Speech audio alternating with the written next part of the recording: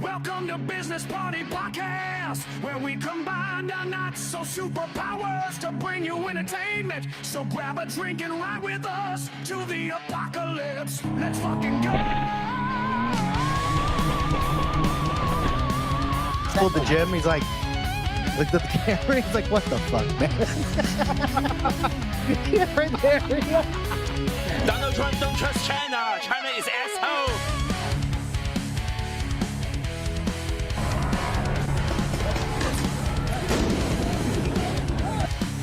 Everybody knows you never go full retard. This is what I think a typical fucking Democrat would wear as a shirt.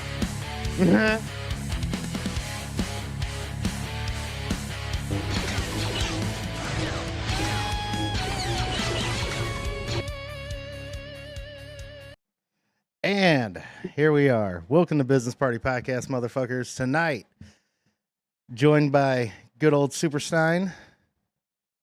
What's happening? Up, guys?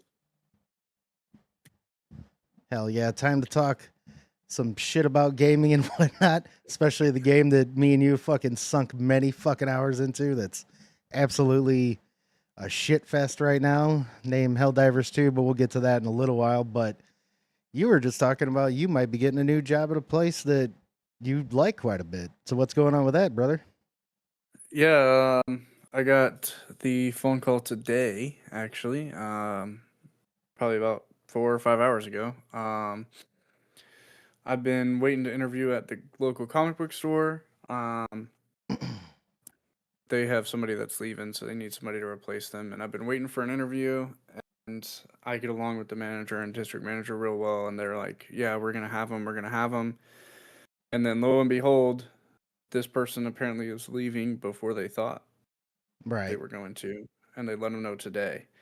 So the first thing, as soon as the manager at the store got permission to call for interviews, he was like, the first thing I did was call you, because I don't know how many interviews we're going to be able to get out before we actually need somebody to be here. So Right.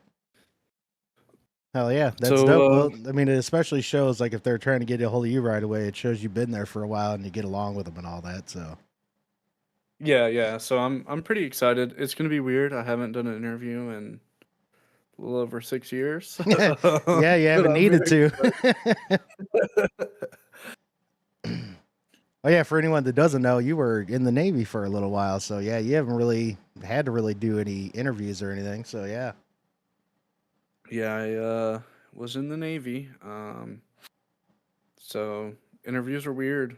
The Yeah. times are changing. It's over Zoom. I've never done an over Zoom interview. yeah, And that's all gonna the be application interesting. stuff is online, and it's weird because like whenever, I mean, it wasn't that long ago. I'm not that old, but whenever Mhm. whenever I was looking for jobs previously before I joined the Navy, a lot of it was about, like meeting those people, right? So like you Right. would do your application online, and then you would go into the store and talk to their hiring manager and get to know them and stuff like that. And now it's like a lot of the hiring process, they use AI to vet most of the applicants. Hmm. So it makes it really weird because whenever you're applying, you kind of have to rewrite your application for exactly what that job is looking for every Hmm. single time.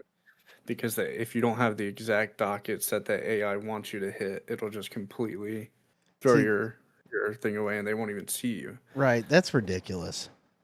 And then, like, if you go in person and you talk to their hiring manager or whatever, like, one, it still runs to the AI first, so your resume still has to make it through. And two, they don't really see that as like a defining factor anymore. It's not like like this person took the time to come in and talk to me and I really liked them or whatever. Like it's not. Right. A lot of it's done by the corporate office will be like, we want you to hire this person because of their application, and you pretty much have to say okay. So it's weird. Luckily, this place Yeah. is a little different. It doesn't work that way, which I'm also very excited about. Hmm. So we'll see. Hopefully, it goes well. Right on. Hell yeah. Hopefully it does, man. And Speaking of comics and whatnot, you were getting caught up on the Absolute universe, huh? Yeah. You're in I've Absolute read Batman right now, right? Absolute Batman right Okay. now. I'm starting the 5th one. So I get them in trade prints, which are like, I'll show you. It's like these thicker prints, right? Mm-hmm. Because I started the Absolute universe late. Um, I really like to start on number ones. So like there are a lot of single comics that I have, but for absolutes I do trades because it's kind of easier to get started when you do trades. Sometimes it's really difficult to find individuals, especially number ones for big people like Batman, Superman, Right. stuff like that. So I'm on number 5 of Batman. I've read Superman, Flash, Wonder Woman, um, and Green Lantern. The only one that I haven't read that has an absolute series that's currently out is Martian Manhunter, and that's because it's like impossible to get them. Ah, no shit. Um, Okay. yeah, they were only gonna do it as a 6 comic run. So 6 comics, 1 trade print, and the comic blew up and did so well that they're actually extending it to a 12 comic run because people were so happy about it. And the artwork in it is incredible. I've seen some of the artwork. It's really, really good. I just Right. sadly haven't gotten to read it yet. Yeah, from what I've seen because like I said, I went, I think up to like comic 8 in both the Absolute Superman and Absolute Batman series. I haven't read or heard any of the others because like the main guy that I go to that kind of goes through it all and explains it like through the pages and everything is that Comics Explained guy. And he's pretty good. Yeah. He gets pretty in depth. I like that guy. So that's how I tend to catch up on him a lot. And from the art that I've seen in it, the Batman one is wild. I like the Batman artwork and stuff. It's pretty crazy looking. Superman's pretty good too, and also it's an odd take. I'm not gonna say what it is, but it's a bit of an odd take on Superman. But I don't mind it. I think it's kind of cool. It's definitely different. Well, that's kind of the idea with the absolutes is like the absolutes Right. aren't the main storyline. It's an alternate story. So like for Absolute Batman, Because also, isn't it Dark? Was it Darkseid that created the universe or something like that? That's what I've heard. I think it was yeah. Darkseid. Yeah, he created the universe himself. Yeah. So like with Batman, it's like he's not rich. He's just a regular guy. Yeah. He's just really smart inventor dude, and that's it. Like he doesn't not a billionaire. He doesn't have a shitload of money. So it's kind of cool because it makes things really interesting. Yeah. Like for Wonder Woman's is also really, really good. If you haven't checked out Wonder Woman, highly suggest. Yeah, I need I'm to not a check that huge out. Wonder Woman fan Yeah. normally, but this is so good. I'm digging the Absolute Universe. It's like it's brutal too and pretty dark. Oh, what's up, Jen, over on Rumble? Yeah, Wonder Woman in the Absolutes, the the idea behind her is she was actually taken away from the Amazons and raised in hell by Cersei. So she's like this Amazonian like mage type of hero, and it's really really cool. That's actually pretty wild sounding. It's very cool. The artwork is really good. I love the idea. The idea is great, and it's really cool to see Wonder Woman, who's kind of a tanky type of character most of the time. It's really cool to see her like have that and also use magic. Right. That's pretty It's awesome. really, really cool. Yeah, that one I'm gonna have to get into. I need to go back to that guy's page and see all what he has put out about the Absolute Universe. There was a couple others that I tried listening to. They get a little overacted when they're like trying to act out the voices and stuff. It's like, man, just read it. Uh-oh. Yeah, yeah. Just read it. Just read it, brother. I just want to know what's going on.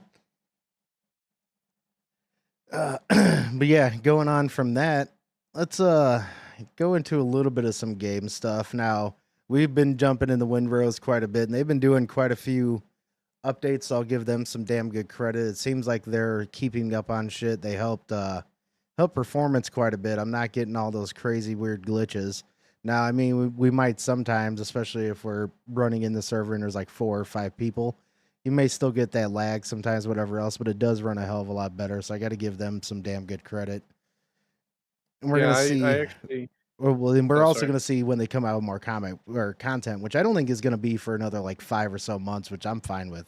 Like, make it good. Yeah, their first content update is right now projected for 6 months. Mhm. Um, I just hit 100 hours actually, in Windrose today. Nice. So we've been playing the heck out of it. That's a lot. Right. Um, but yeah, I hopped into the server today and it was doing really, really well. A lot better than last time. Today was the first day I played it since the bug fix update. Right on. It's still only optimized for 4 players. Right. You can do up to 8, I think it is. They might have upped it to 10, but it's still only optimized for 4. So after 4, you'll kind of start hitting a lot more of those kind of glitches and freezing and stuff like that. But it Right. did really, really well today. Yeah, I think it was that one day when we were first in there. I think me, Davey, and Rich were all on some boats trying to do the boarding and shit, and yeah, it was getting pretty glitchy. There's all sorts of dudes running around and shit, so that'll start happening. Hopefully they can get more of that a little bit more worked out too, because there's going to be people like, especially with us, if me, you, Rich, and Davey are all in there and we're all trying to do boat raids on like higher end ships and shit, that performance is going to take a hit. Oh yeah, 100%. 100%. I mean, even when we when you and I were playing together and we tried to fight that first boss for you the first time, and you were just freezing like while we were trying to fight the boss. It was just the two of us and the boss, and that's Yeah, it. That's all that was, in that instance. right. Which he has a lot of abilities and stuff like that, and bombs and everything. But even still, um, I think them updating the playability is a really good step forward, Oh yeah, uh, because kind of like I was saying earlier, you have to make the game playable before you add more stuff. right. Exactly. Yeah, and that's what we're gonna go into with one of the other games that we loved for a long fucking time, Helldivers 2, that they just don't seem to learn that. And also, well, I'll mention it before we start getting to a video about Helldivers 2, that also seemed to happen with Arc Raiders.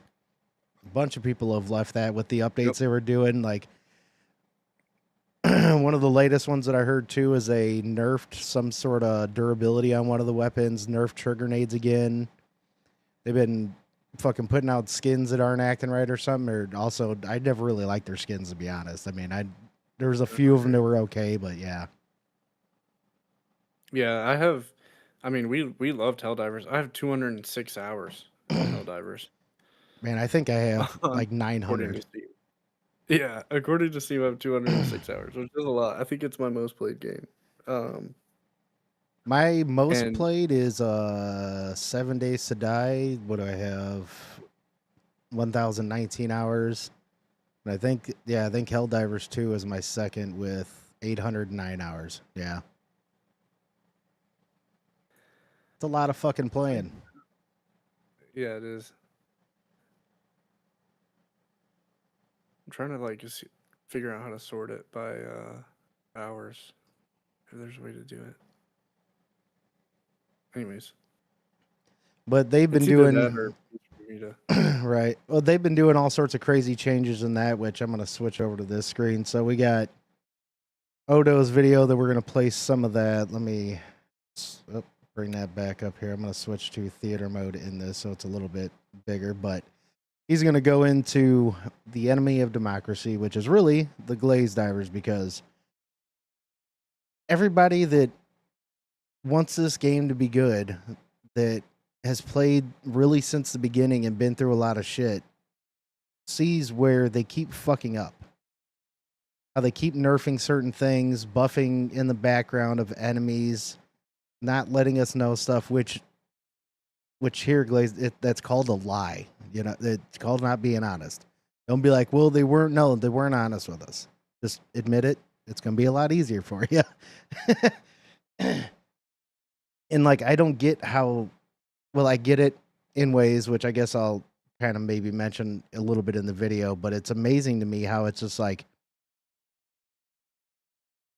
streamlined. They can't do any wrong. Just let them do what they like. No, they hear us.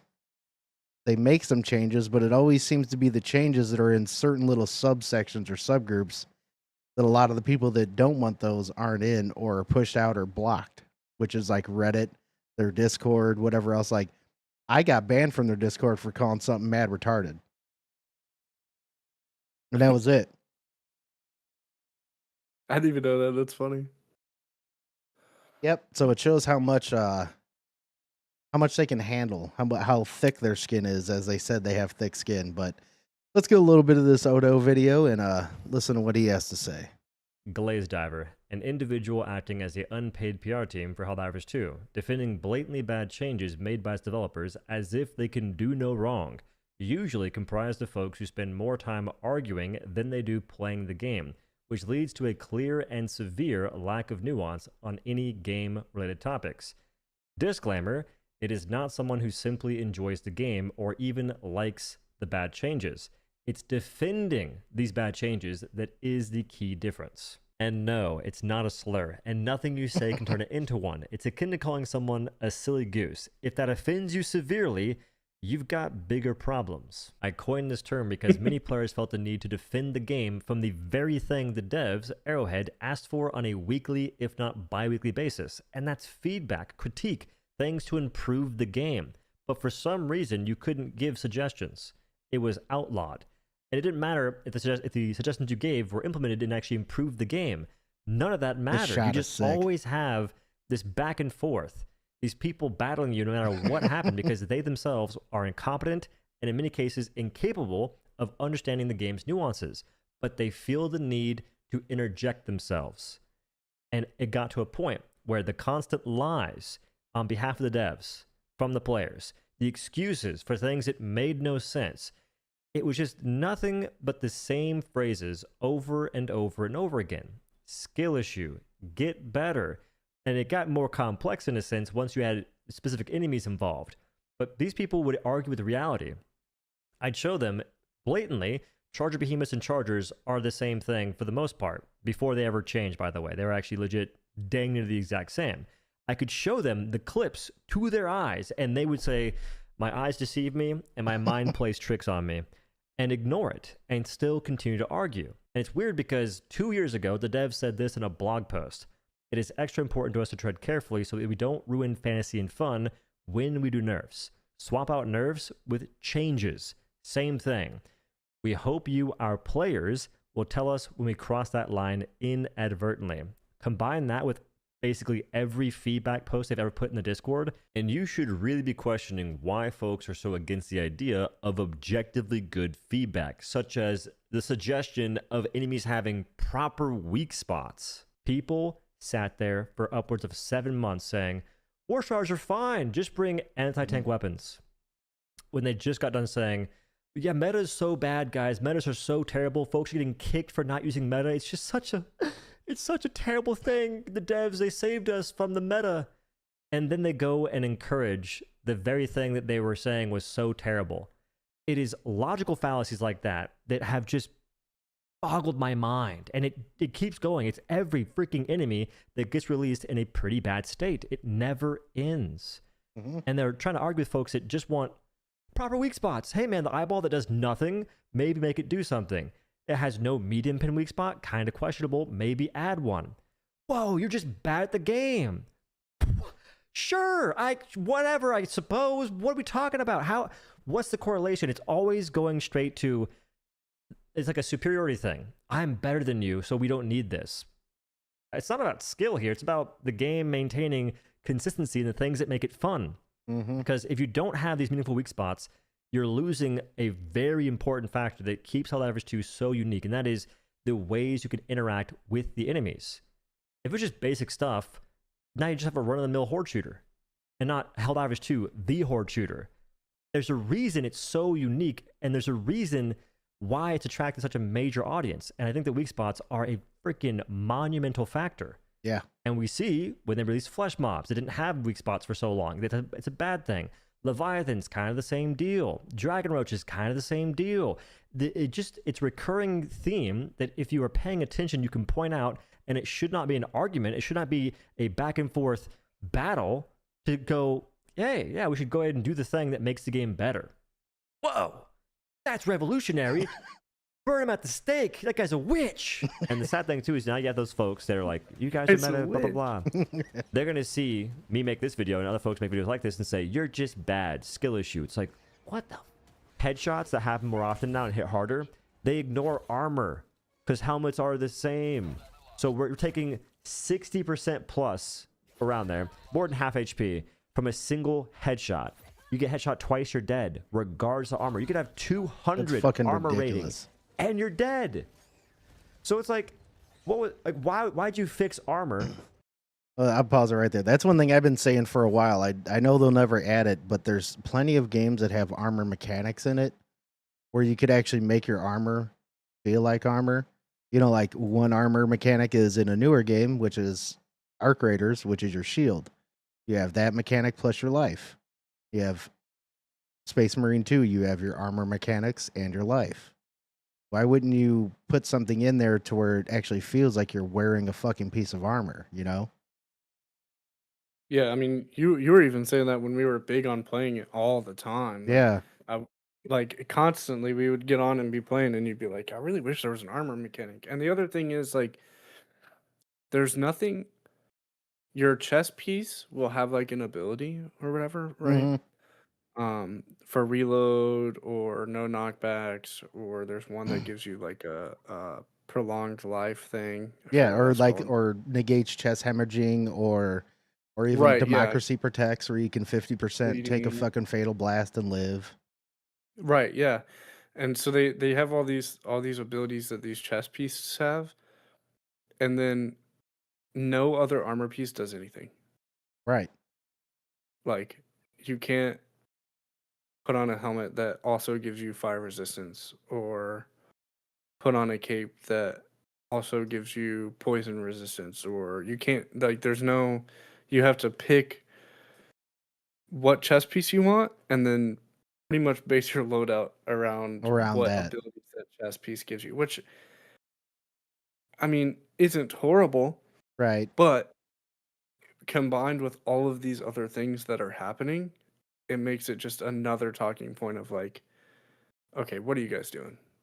Right, exactly. And like if they did give you some of these other resistances on either said helmet or cape, where you can like add a couple things, you can play with your loadout so much more instead of when I go to the bugs, I'm gonna wear this acid resistance armor or whatever's gonna help me with that, but then also I can really only base my guns kind of around that as well, depending on what I'm moving or doing, where if I had like a special thing on my helmet to also increase explosive, maybe I might use more explosive because that can help me take some of that blast along with whatever they're throwing at me.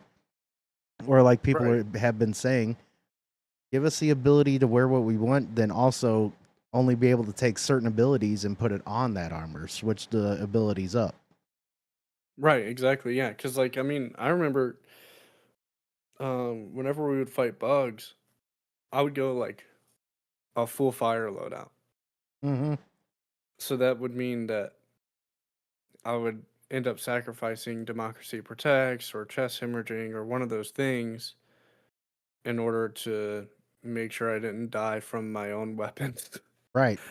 Which are all really good abilities, and I'm sacrificing that to make sure I'm not dying from my own weapons.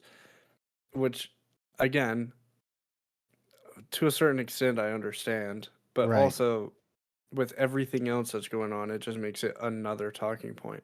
Right. And they were supposed to add, the devs were saying that they were going to add like a color transmogrification Mm-hmm. type of thing.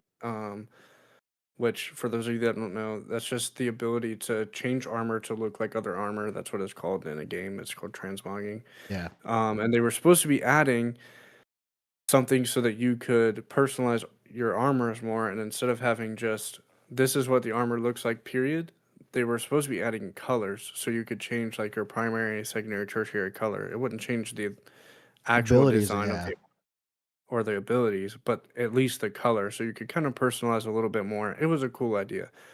They said they were going to do it, and I mean, that was 2 or fucking 3 years ago. yeah. At least I remember And it when it was real big was at least a little over a year ago. Whenever they were actually talking about, well, it's on the table. We're discussing about. Okay, well, you guys did a lot Yeah. of discussing, obviously, but no implementation. Exactly. And I mean, like I said when we kind of transitioned to the subject, like you have to have a game that's playable before you add stuff to that game. And that's really the big thing that turned me away is like we were playing it for a long time and then one day I got on and I couldn't play anything above level 3 without my whole computer crashing Yep. for no reason whatsoever. And I could play any other game, it would work just fine. In fact, the computer I'm using right now is that same computer. Right. So like riddle me that. You know what I Right. mean? Like, Exactly. And it's still and then they were adding well, and it's like new barely even new fixed now because like Thick Fillet, one day he tried to go on and stream, and it was like when the update was coming out, hard locked his computer right away. It's like that right, shit's still happening. right. Like you can't like I understand wanting to add things, right?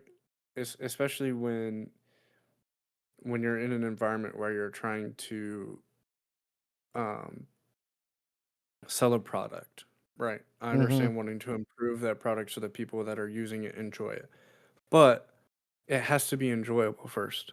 It Mm-hmm. has to be able to be played before you can add more stuff to be like, "Oh, that's really cool." Because like I mean, they could tell me that they've added freaking super tanks in the game right now that you can drive around and customize to look exactly how you want and everything, and I'd be like, "That's really fucking cool." But I still wouldn't play it Yeah. because it won't play. Because you Like can't even possibly even play it. Yeah. exactly. It's like I've jumped in here and there. I haven't even really done any missions, but I've jumped in a few times, and it's still like even though it's the smaller file and whatever else, like sometimes I'll go in to look at my armors. It'll do like that loading wheel for a second or two. It's like, why is this game running so much shittier now than it used to? I don't understand that.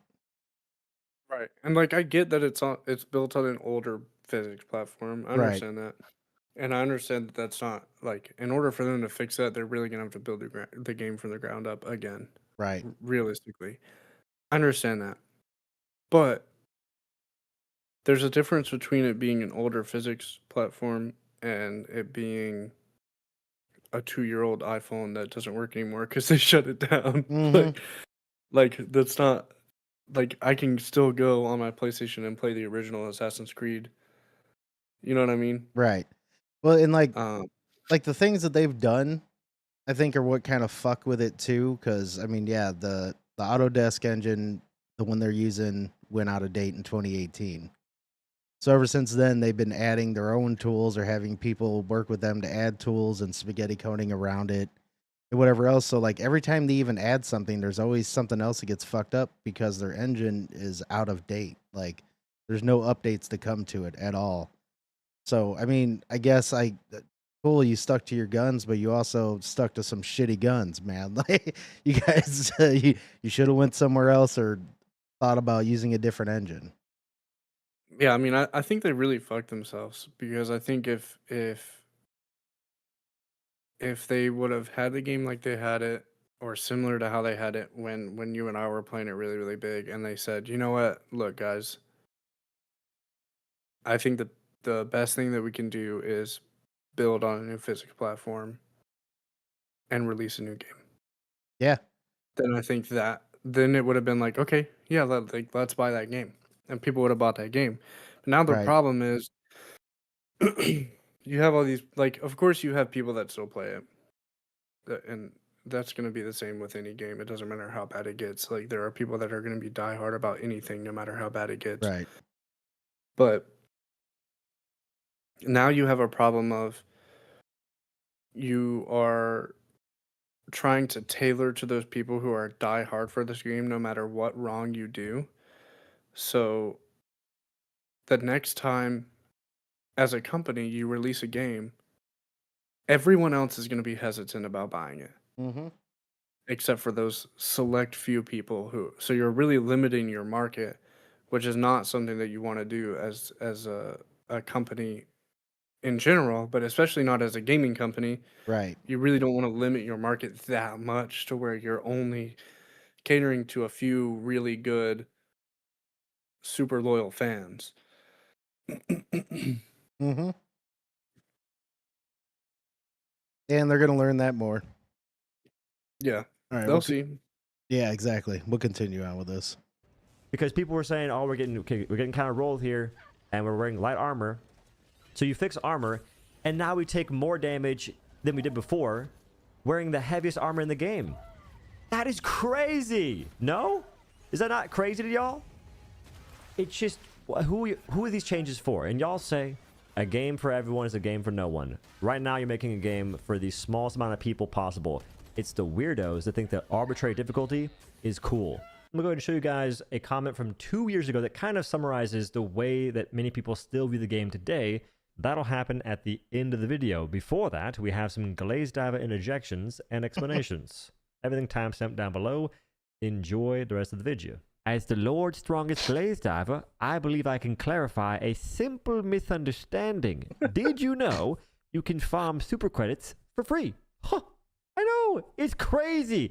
It is such a blessing the devs have given us, bestowed upon us even, that we can work for less than minimum wage to acquire more things that are being put behind super credit walls, if you will. I look forward to seeing all of you on trivial difficulties farming this currency. Rupture Strain was so awesome. It made you change your loadout and approach the game differently. It just gave you a whole new playstyle. Didn't they just encourage run diving explosive meta, and you could headshot them with a stun lance, which should make them not attack you, and they'd hit you the moment they left the ground, to the point that there's no way a human could react. What I'm hearing is you don't enjoy challenge. Leviathans are so freaking awesome, guys. They can snipe you from 200 plus meters away and one-shot you in heavy explosive resist armor. I've never been more challenged in my entire life. It's such an awesome enemy. I'm so glad they take so long to kill, and taking them out means nothing. Guys, you aren't listening to me. Flesh mobs are meant to be bullet sponges, and plus, their heads are weak spots. Just shoot them and they die fast. Oh, what's that? It's not a weak spot, and it took 7 months to actually be a weak spot? That's what I was saying, is it's a weak spot, but just 7 months later. Chargers now turn faster, which is a great change because they're called chargers, not turners, and it's more realistic because why would they reveal their weak spot to players so they can hit them with a railgun, spear gun, and one-shot them? How is that fair? We don't want the chargers logging out of the game and quitting. So I'm glad the devs took swift action and didn't tell the players and made this change that totally had to happen. And after all, you've got anti-tank, don't you? Ultimatum, thermites, giga grenades, recourse rifle E17. Just use those from the front. We don't need to have these creative ways to approach the enemies. They're not really what the game's vision is about. It's a grunt fantasy, y'all. So I don't know why players feel the need to complain. It's all these wine divers. They just can't accept that they aren't good at the game. And I think it's good that Arrowhead is going to continue to make these stealth changes that are for the player's betterment. Why tell them about the stuff that's going to make their lives better if they'll just complain about it? Just do it anyway, and they'll thank you later. Left side, we have the old charger, raising the wagon in the air, allowing you to shoot the yellow part, and giving you far more time before it starts to turn towards you. These are one-to-one clip comparisons as best I can get it, and it shows you the difference that exists. Yeah, it turns so much faster now. I've got this fella. This has been in the game forever. No, it hasn't. This is some reaching because in my 1500 hours, chargers have always had a screwy turn radius. We're discussing charge recovery time, not turn radius. Even during escalation, they did that. So just saying, I think you're strawing some BS, no offense. This is Doe's editor. They apologized and said it was misunderstanding, but I already recorded this. Just go ahead and assume I'm talking to someone that's not you if you're watching. Is that cool? I'm showing you exactly what happens in the game. This is not doctored. This is not looking for the perfect moment to where it messes up. This is the difference.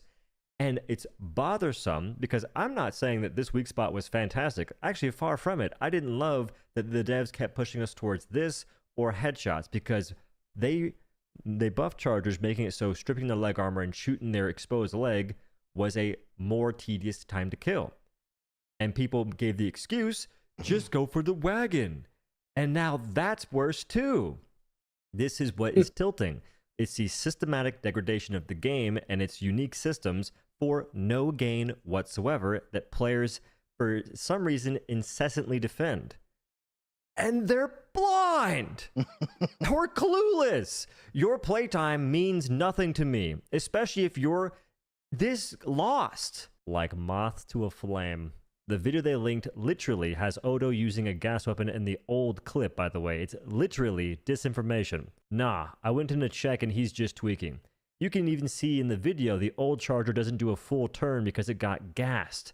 So it makes it look like it turned slower when in reality it turned at the same speed.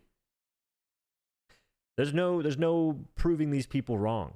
It seems their eyeballs and brains are just for decoration and nothing more. And these are the folks that are the people the devs go to for feedback over everyone else.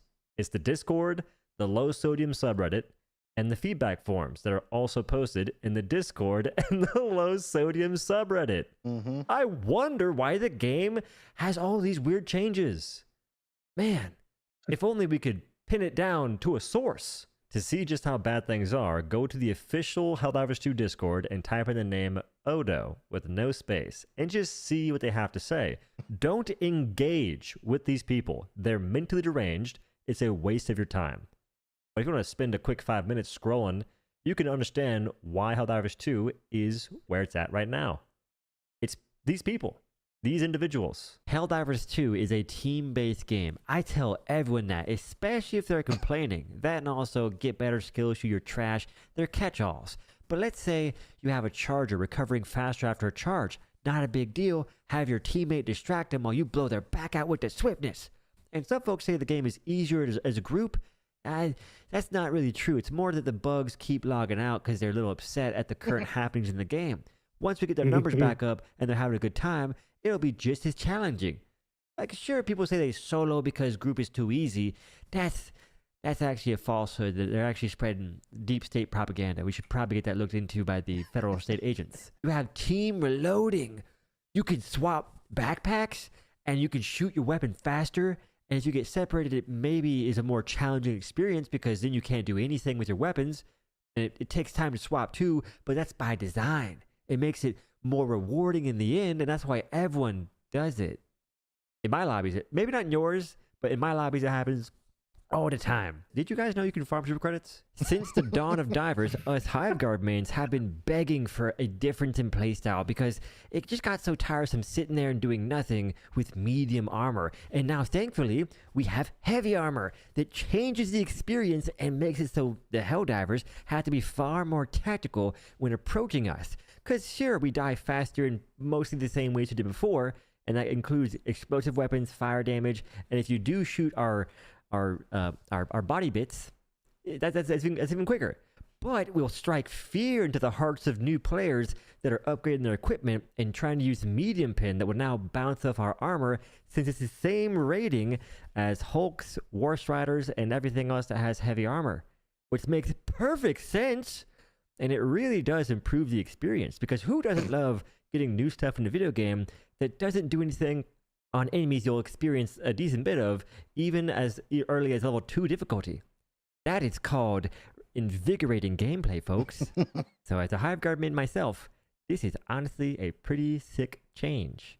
Good job, Arrowhead. You guys are killing it. Just like always, if you disagreed with the heavy armor Hiveguard change, you were a terrible player. One whose aim is beyond redemption. A fellow that can't hit the broadside of a barn if your life depended on it. Let alone the light pin weak spot that's now a faster time to kill.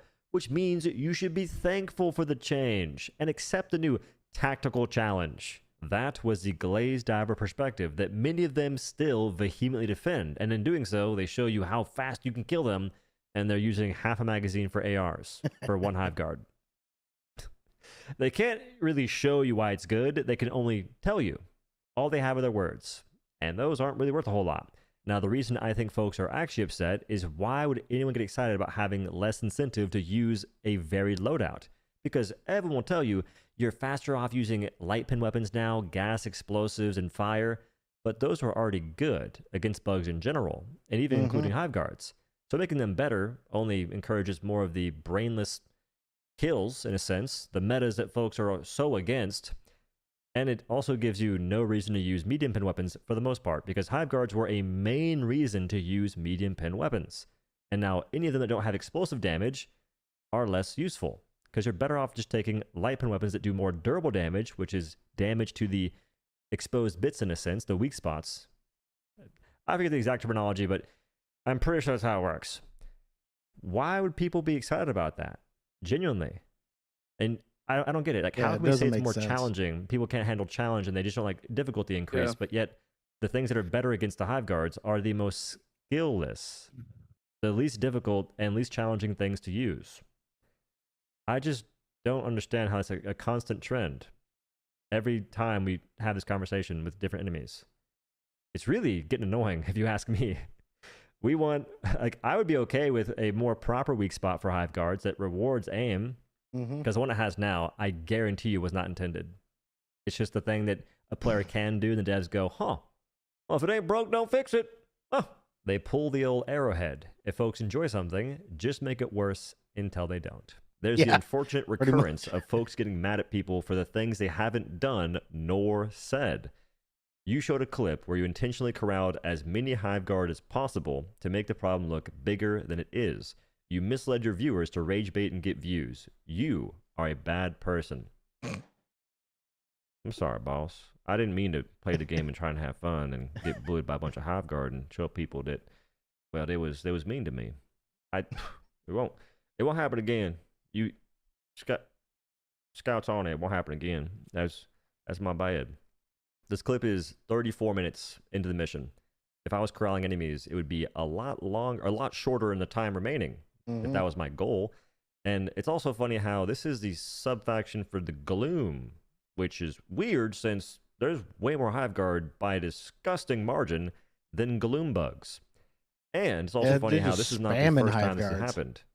In fact, Hive Guard spam has been a thing ever since they added the Alpha Commanders. Again, boss, I want to sincerely apologize for just simply playing the game and the gameplay looking so scuffed you think it's doctored up. That's my fault. Next time I will lower the difficulty so you don't get to see how egregious the gameplay can be. We wouldn't want to improve the gameplay. No, sir. A part of the whole Glaze Diver shtick is accepting how things are and being okay with the idea that you can't offer meaningful change. And if you have any disagreements with the status quo, whoa there, that's just negativity, good try. and we don't Right. really allow that in our sphere. It's essentially a safe space where it's just kind words constantly. They don't actually improve anything. And all they're really doing is fueling the fire that is burning everything around them. And there's no recognition of that whatsoever. I think it's kind of hilarious that you'll have so many folks say, if you don't like this stuff, you are just bad.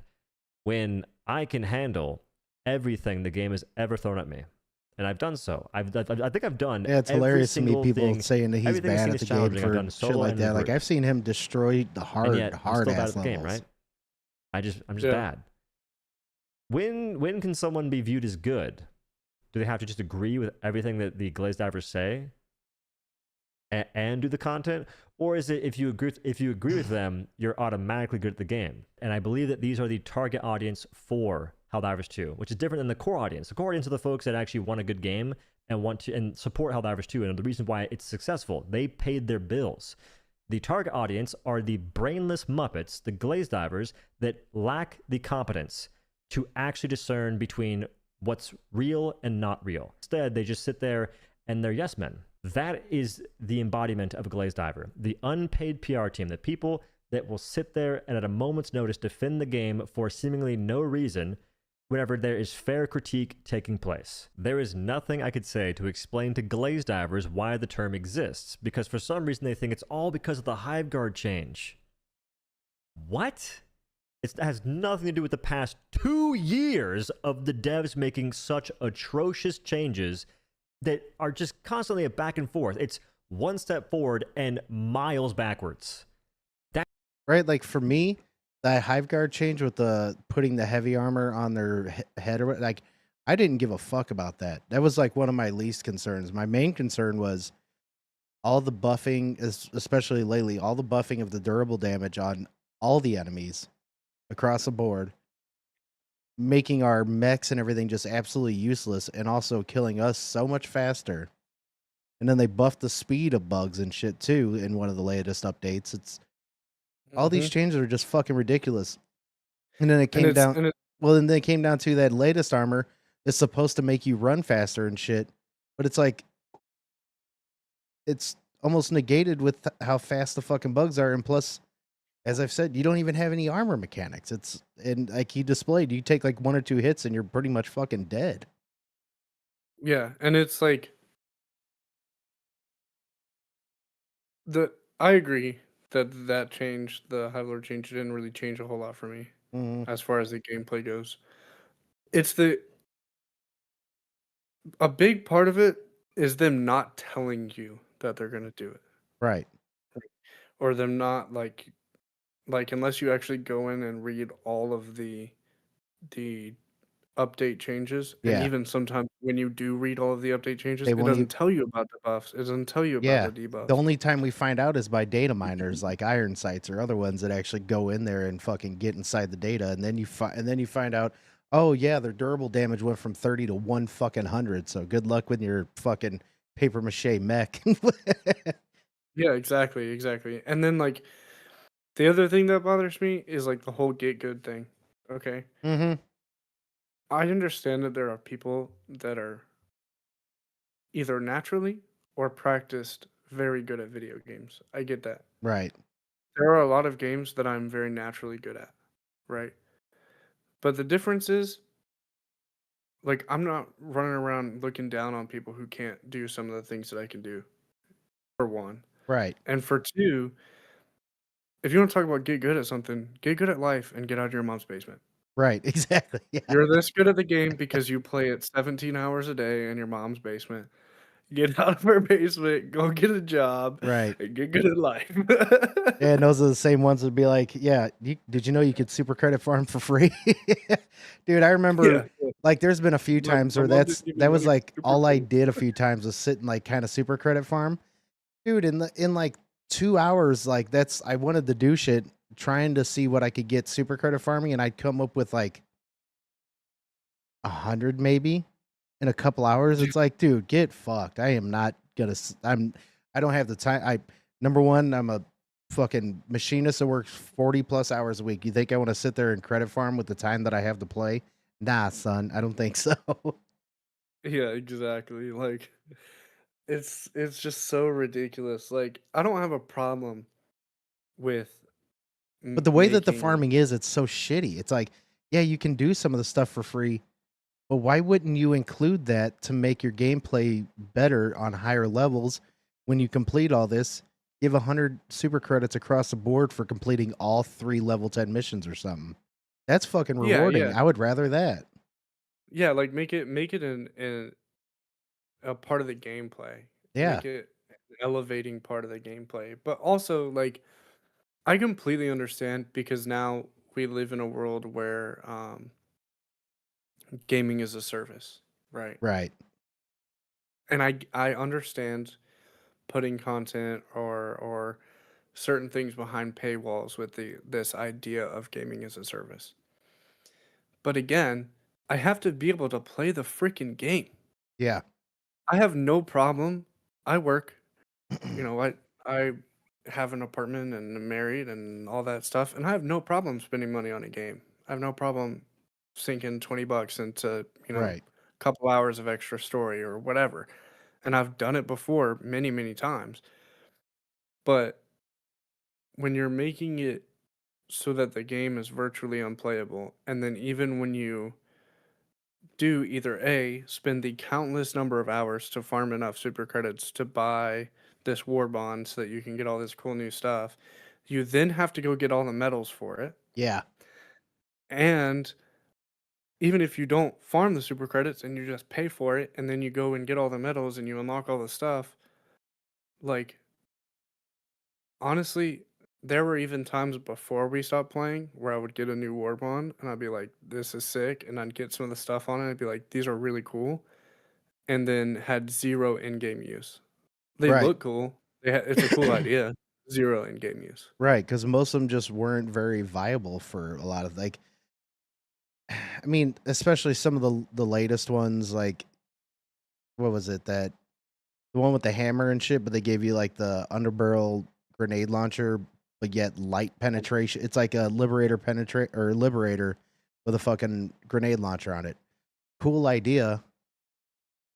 Only thing I'm using it for is a grenade launcher though, because light pen only works for certain things, and I don't really fight bugs all that much. It works pretty good on squids, but for fucking bots, it's your best lightweight pen weapon is going to be a support weapon, which is a fucking stalwart. I'd rather run Yep. around using anything medium pen most of the time, because then I could take out pretty much 3/4 of the fucking enemies with just that.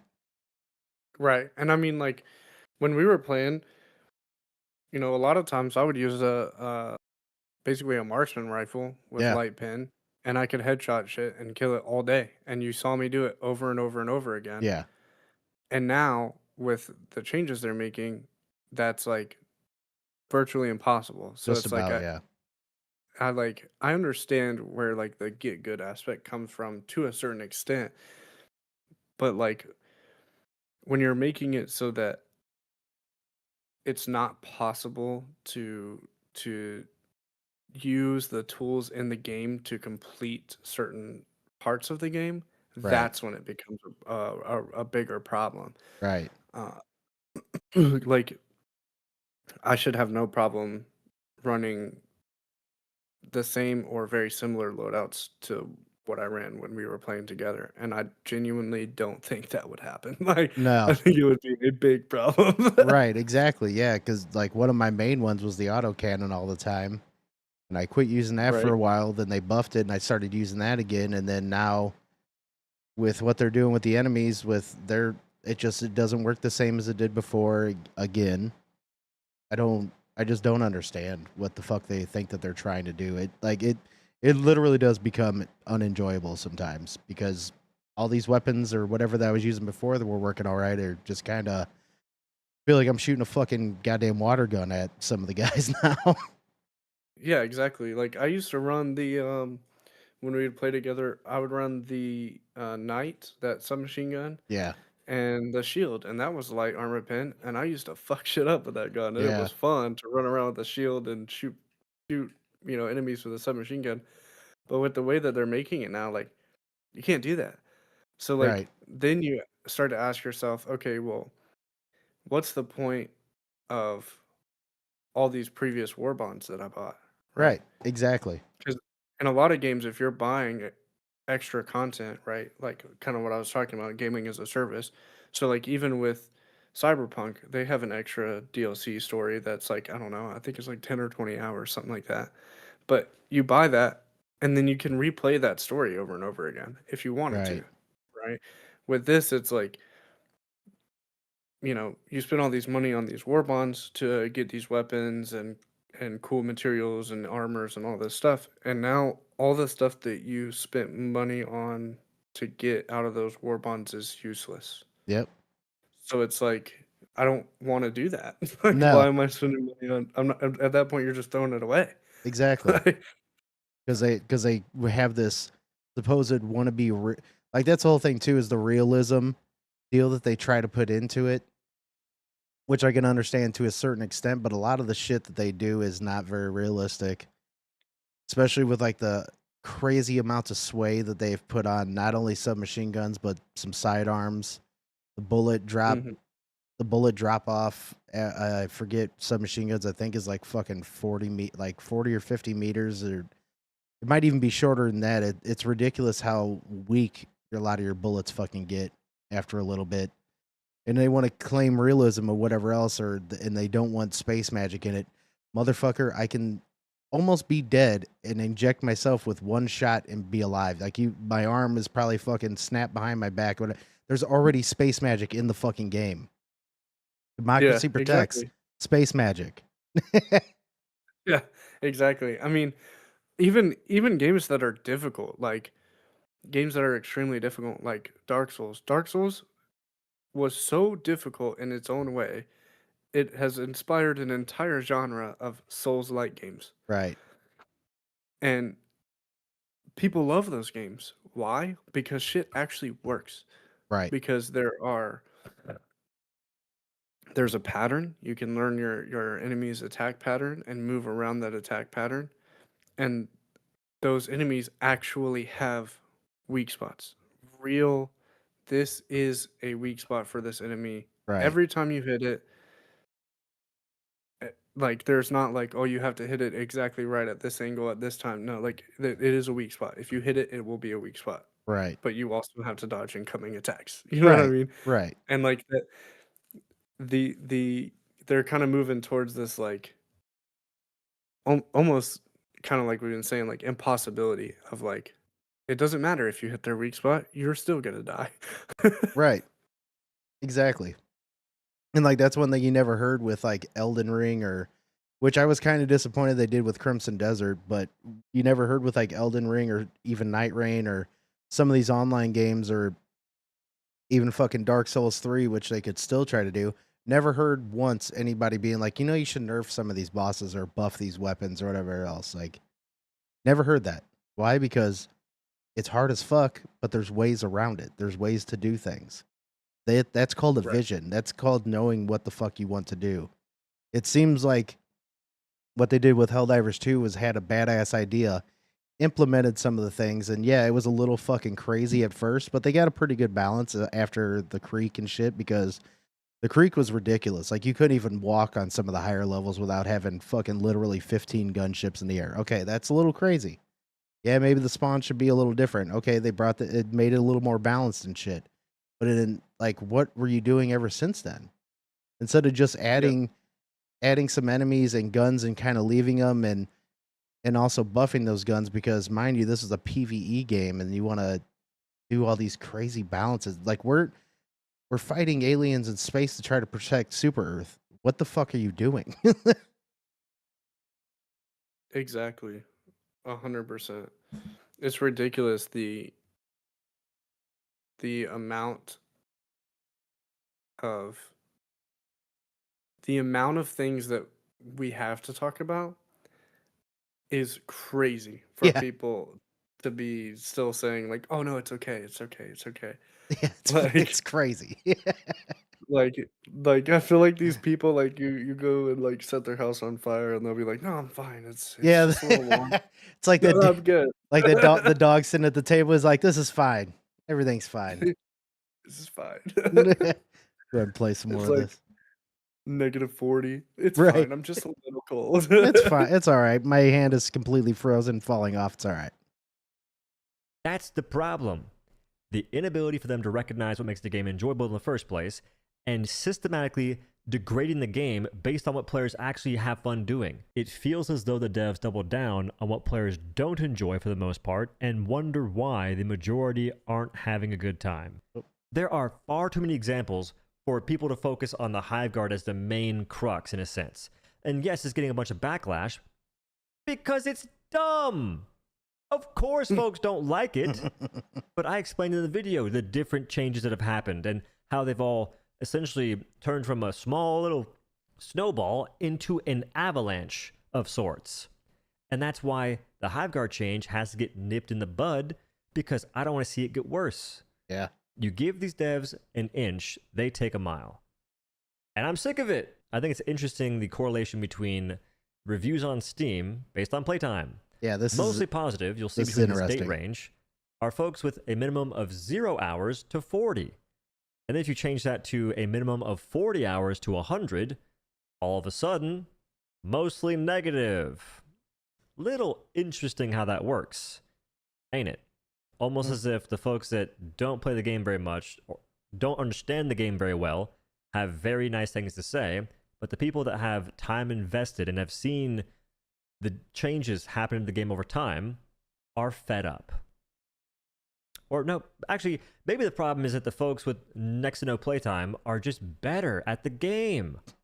That's what it is. They're just better players. Yeah. Another famous everybody else lie. just has to Do get you know good. that when you Yeah. separate from your team, you create your own map heat? So no matter how many bug breach, keyword here, breaches, is on your side, you are not helping your teammates. Also, you never use your jump pack. Okay, that part's actually very true. It's still a problem these days. This was in reference to the retrieve essential personnel missions the devs revoked and have never brought back.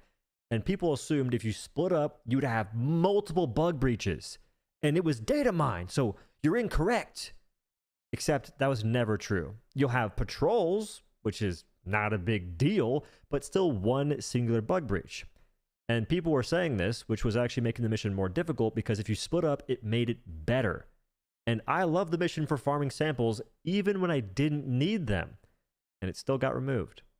And people still believe this lie, regardless of me showing them time and time again how it actually worked. I soloed the mission. I did the mission in a group. I've done the mission to where the person pressing buttons never saw any enemies. Didn't matter. I didn't know what I was talking about. I was wrong for showing them exactly how it works. I want the game to be fun to play for people, and I can do all the hard content in the game and still put myself in the shoes of folks that maybe can't. I think it's a learned skill, Damn. and for some reason, Fucking I'm nice the ass bad guy shots. for wanting to advocate for this game to Crispy. improve. I'm the bad guy in all the games I do that in. Meanwhile, in basically every game that I have been very outspoken on certain topics, the things I've suggested the game do, and the game eventually does for some reason, because it's just a logical conclusion, it improves it. It's ridiculous. Well, it improves it if the devs react fast enough. Sometimes they don't, and the game dies. I've seen endless comments saying it's a skill issue, you just can't handle challenge. To me specifically, when I've always asked for Those more fucking long-ass challenge if it's headshots. done correctly, if it's not just arbitrary nonsense that is That's the gun entirely that I like to lazy. use. Right. Examples of that are giving us weapons that can handle enemies and increasing the enemies. Dude, that of was which pretty we're facing. badass. Did you see that part with the C4? Yeah, that was sick. That's fucking awesome. That's one reason why I need to actually use that shit sometime. I never have, but that's dope as shit if you can plant it on all of them and then detonate them. Fuck yeah. Making it so you can handle all these For me, it worked. situations with different weapons in unique and engaging ways, which we kind of have when the game first came out. The chargers, the leg strat, that was actually fun. I don't mean the glitch where you could actually go through the armor. It's you strip the armor, shoot the leg. It was a fast time to kill for both if you land your shots. A different example, Hulks. I have loved facing those enemies for a very long time. I was like, why not give us more Hulks to face? The devs did. I had a blast. And the devs cooked in giving us Hulk surges. I freaking love those. Yeah, it was awesome. Genuinely a phenomenal Yeah. time. Same thing for Factory Striders. I've streamed for 12 hours, legitimately having a blast pretty much the entire time, even with all the nonsense in the game. And it's crazy how that works. When you're having fun, you can ignore the nonsense a little bit. It helps you to do so. It helps you to do so. So it's crazy that people will tell me, skill issue, you can't handle challenge, you don't want challenge, whenever I've actually asked for it. The difference is I want it to be well crafted and thoughtful. Other folks are okay with any arbitrary change whatsoever as long as it is perceived as making the game more difficult. And sometimes it doesn't even do that, but they don't care. They'll go with that anyway. Hive guards, for instance. How I've already went over the spiel. You get the gist, but if they can tell me skill issue since the dawn of the game's existence, including the devs telling players it's a skill issue for things that the devs themselves didn't understand, And they don't even I play. can't say Glaze Diver back. Like Exactly. that's crossing the line. It's crazy that Cry Diver and Wine Diver have existed before Glaze Diver, and no one really bats an eye. At least I haven't. I can speak for myself for sure. Never been pressed about it one time. But Glaze Diver gains popularity, and the world stops. This is from 2024 in the official Discord. They will never be forgotten. We must see how the situation envelops so we can act promptly and adequately, but at the moment, Oh, we they'll have bring in corrosion in our receipts. ranks, fellow Diver brother. Our Helldive essence is under threat by Cry Divers and Wine Divers, double whammy, who got used to cheese the games they play. And as soon as they find something that needs to be figured out, with trial and error, they start clogging the air ventilation. When Helldiver becomes a Wine Diver, show him the sound of democratic one-hand clap. If he then evolves to Cry Diver, shoot him on sight under the democratic office guidance. It's fucking ridiculous. They mean in game, obviously. hilarious. I've never said if you see a Glaze Diver, just take him out back in the game. That's not. I'm talking like legitimately. My whole spiel, my whole thing is about discussion. That's what it's always been about. This is not the origin of the term Glaze Diver. In fact, I saw it today for the first time, looking up something different that I couldn't find. But it does encapsulate and showcase the ways in which Glaze Divers often try to talk about things, which is always in such a strange way. essentially trying to assert dominance, but they are no authority figure in the slightest. They don't really have anything to show for what they're speaking on. All they really have are words. And this is what this fellow is doing right here, is saying a bunch of words, but even contradicting themselves in their own statement. Now, the whole point of their rebuttal here is mostly in reference to my video. What really changed? Like one of my first negative videos of Helldivers 2, in which I had like a 55% like ratio, but I was speaking on things that have impacted the game even today. And one of those things was how modifiers, such as increased cooldown, increased call-on time, scatter for orbitals, -1 stratagem, go against what the devs are talking about, and when they say, specifically, verbatim, we want players to use more stratagems. I didn't quite understand that, and I felt as though these modifiers take away from that very thing they want us to do, whenever that was their excuse for nerfing a few things. Anywho, the comment reads as follows. All right, you soy boys, time to deal out some justice. Holy smokes, I'm shaking in my boots. To start, the game is supposed to be hard. If any of you have not played Helldivers 1, go and play it. I did. You can get to like level 12 difficulty and be chilling. This is where the solo. autism comes in, where people hear something and then they link onto something and just go with that. It's supposed to be hard as hell, but they also compensate for it. I have 70-ish hours into the game, and I'm level 37 with all stratagems unlocked, and most guns. We're already off to a bad start, because I'm speaking about how the game's becoming more annoying to play, and they're instantly going towards, it's supposed to be difficult. It shouldn't be difficult to enjoy. I play 95% of missions 8 to 9 difficulty. 8 difficulty, really? Casual, by the way, at the time in which there was no level 10 difficulty. 9 was the max. I do not use meta, and I have no issues playing the game and having fun. Key word, they said, or key phrase, they don't use meta. Keep that in mind, especially with the new mechs. First of all, people complain about modifiers and stratagems. The main ones everybody shits on are the -1 stratagem and longer cooldowns. These are both intended to make you play different and mix up your go mission by mission. And of course they do. Who wouldn't have fun in a game centered around stratagems in which you can only bring 3 now and not 4, and they have longer cooldowns by 50%? How wouldn't that mix things up and spice up your life? If anything, this should be keeping the game fresh for you. Of course. I have watched the videos and seen the complaints about how people think stratagems take too long to come back, but there are stratagems that don't. At the time, there was like a handful of one expendable, and turrets had longer cooldowns. Everything had longer cooldowns for the most. Well, a lot of things had longer cooldowns than they do now. So I'm not sure what he's referring to that don't have long cooldowns. Oh wait. Eagles, of course. Orbitals take a long time to come back, but that's because most have a larger or heavier effect. Everybody knows that P-Strike is way more impactful and has a heavier effect than a 500 kg. Everyone knows that. Support weapons have a longer cooldown to prevent one person from bringing in a support weapon or backpack for the entire team that comes back every 2 minutes. Listen here, Chief.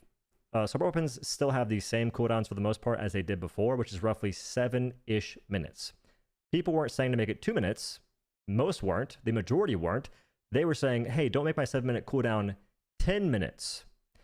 But again, the way these folks operate is by making up their own arguments because they're way easier to defend that way. Is that straw man?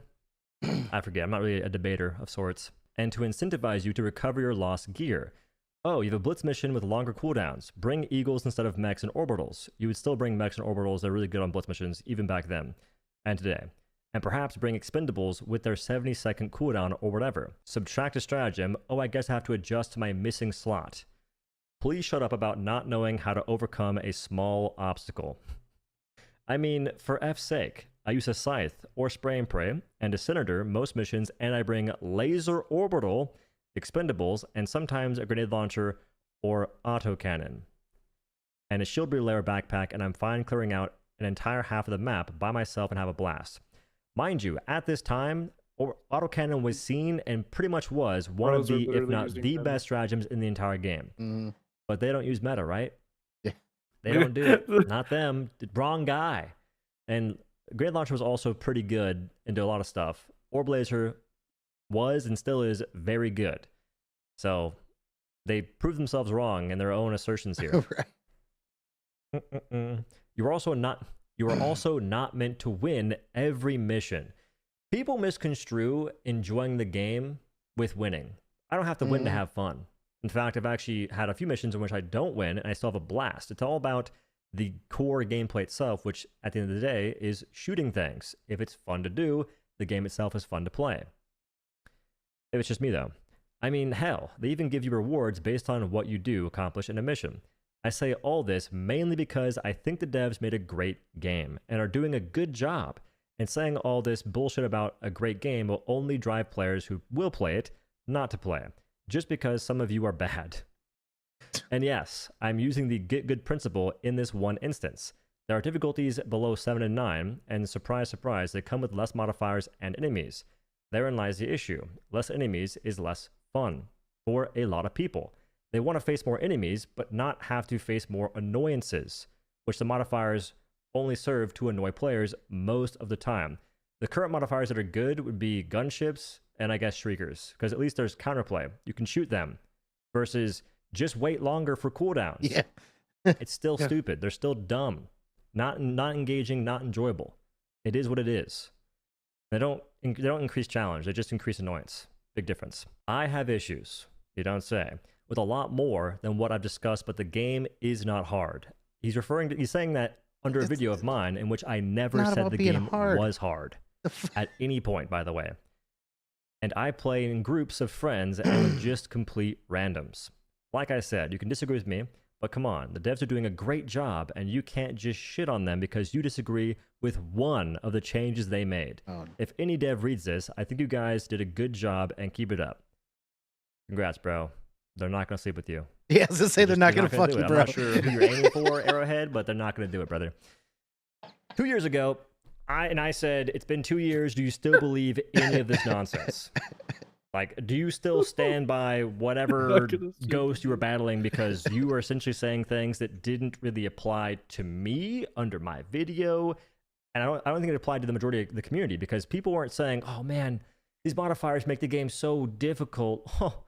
They were just saying these modifiers are silly. They don't make me have more fun in the game. Annoying. They don't serve a purpose. They don't make it more challenging. They just make it more annoying. I'm waiting. Newsflash, increasing stratagem cooldown just makes you wait longer. Matter of fact, we have the commando missions in which people aren't really, they're not sitting there in droves trying to play them. Some might like it, congratulations. But I don't think that people are really meshing with it because they don't care. They don't care about that. They prefer actually using their stratagems, doing exactly what the devs told them to do. This is what people were dealing with. Ones that make up their own arguments that do not apply to the thing they're commenting under whatsoever. In this case, my video. At no point did I say it was more difficult or challenging. I didn't allude to that either. I just said this is annoying. This is frustrating. That's what I said. And I feel like that's been a running trend. Like, I can still do it. I've always been able to do the hardest difficulty in the game. There's just a difference in between if it's enjoyable or not. And sometimes I don't enjoy it because it's just a me thing. It's a me issue. But I think there's a lot of times in which I don't enjoy it because it's just not really crafted in a way that fits into Helldivers 2. I think that the origins of Glazediver, by the way, are due to people always saying to get good when I know for a fact I'm better than probably 99.9% of the people that's ever said, than the people that have ever said that to me. And these same folks would just disagree with the things I'm showing them right before their very eyes. I could show them something that you just can't disagree with, and they'd still make up an excuse, make up a lie. That's why I started saying Glazediver. I was sick of people that were just detached from reality. Anywho, thank y'all for watching. Appreciate your time. Sorry for the negativity. I really am. It's not, I know it's not. Well, and my point that I was going to make on some of this is my comment right here, which I know that they don't try to get any sort of political whatever else, but okay, so this shouldn't come across as a surprise, but the said Glazediver are a majority left-leaning liberal socialist commies. And yes, I've looked at just about every profile I can, posts on X, IG, anytime this stuff comes up. Now, some will say, why are you making this political? I'm not. This is called pattern recognition. They think a man can be a woman and a failed system can still be able to work. There is no reasoning with them. Odo said he can show them evidence and they won't believe it. Well, my friends, Yuri Bezmenov said this back in '84. Just saying. Now, whether people want to agree with that or not, it kind of goes with the same thing of all this stuff is just fine and this reality is exactly what I think it is when it isn't reality at all whatsoever. And that tends to be how they think. And every time I've seen anybody arguing with either Odo, Playsthetics, Thick Fillet, even Buzz or anything else, first thing I do, go to their profile. 90% of the time, been those people. Just saying. It's just we live in a world where there's this idea that you can believe whatever you want and it's true because Right. you believe it. Right. And that's not the case. And I feel like a lot of people, especially people my age, so I'm in my 20s. Mm-hmm. So a lot of people my age were raised in a way where they received participation trophies for everything, and everyone told them that they mattered and that their opinions matter Mm-hmm. and that what they say is important and all this stuff. I'm not saying that nobody's opinion matters, okay? Right. But at the end of the day, if I've had a shitty day, right? Realistically, if I've had the shittiest day imaginable, who the fuck cares? Right. Nobody. Exactly. You know what matters? Paying my bills, Yep. eating, and moving on with my life. Those Right. are the things that are going to make a difference. Not like crying about shit that doesn't matter isn't going to make a difference. And it's this like it feeds into this ideology of like I matter, I'm important, I'm a main character. Whatever I say and whatever I do is what's real. Right. And that's not true. Right. Like Exactly. you can still be objectively wrong about something, and that's like a really, really big problem. And again, I say especially with people my age and younger, is just this coddling of like and I really do think that it comes from, coddling when they're Oh, little. it does. A lot of it too. The coddling. It's the parents, which I mean, I get. Yes, some don't spank their kids, whatever else, and I'm not even saying that part. It's really the I can't tell my kids no. When you start Yes, doing it's that, not you raise an entitled asshole that doesn't seem to understand that the world doesn't revolve around them. 110%. Like, and this is, a conversation that I've had with my wife for in the case that we have children, um, at some point of like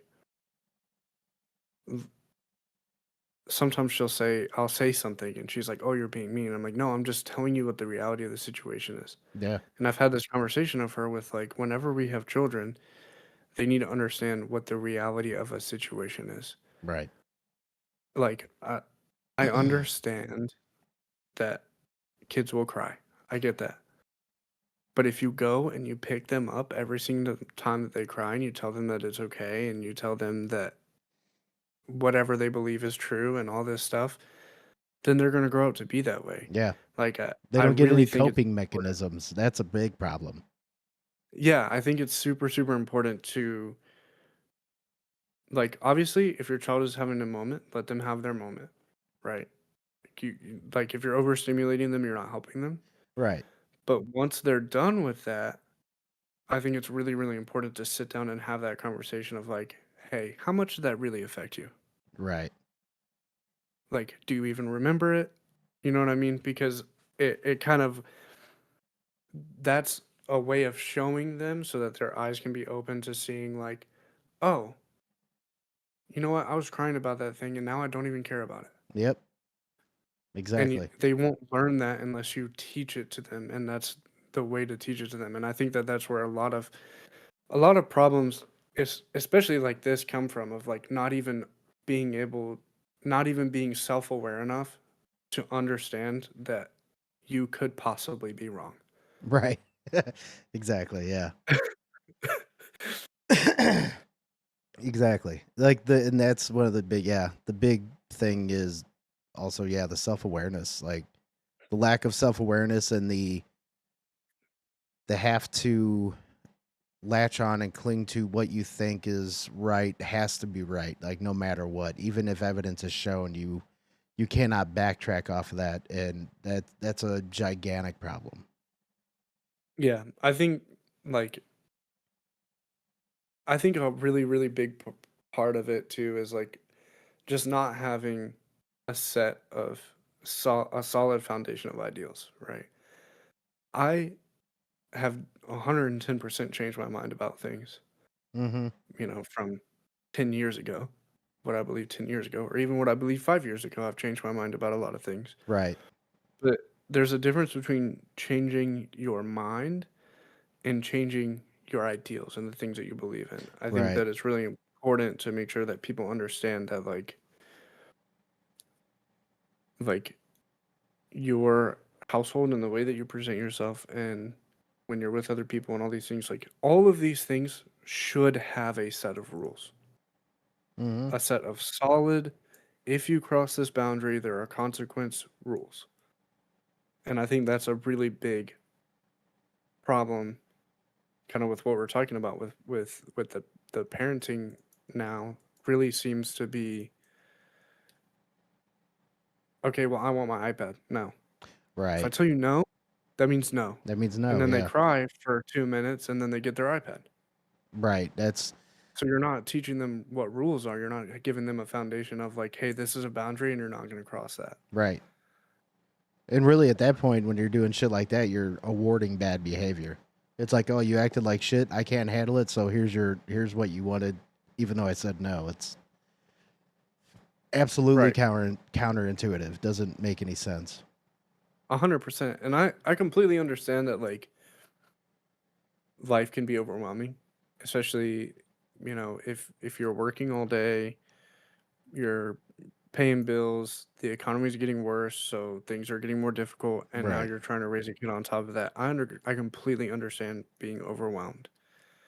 But there's a time and a place for you to deal with that as a parent. Mm-hmm.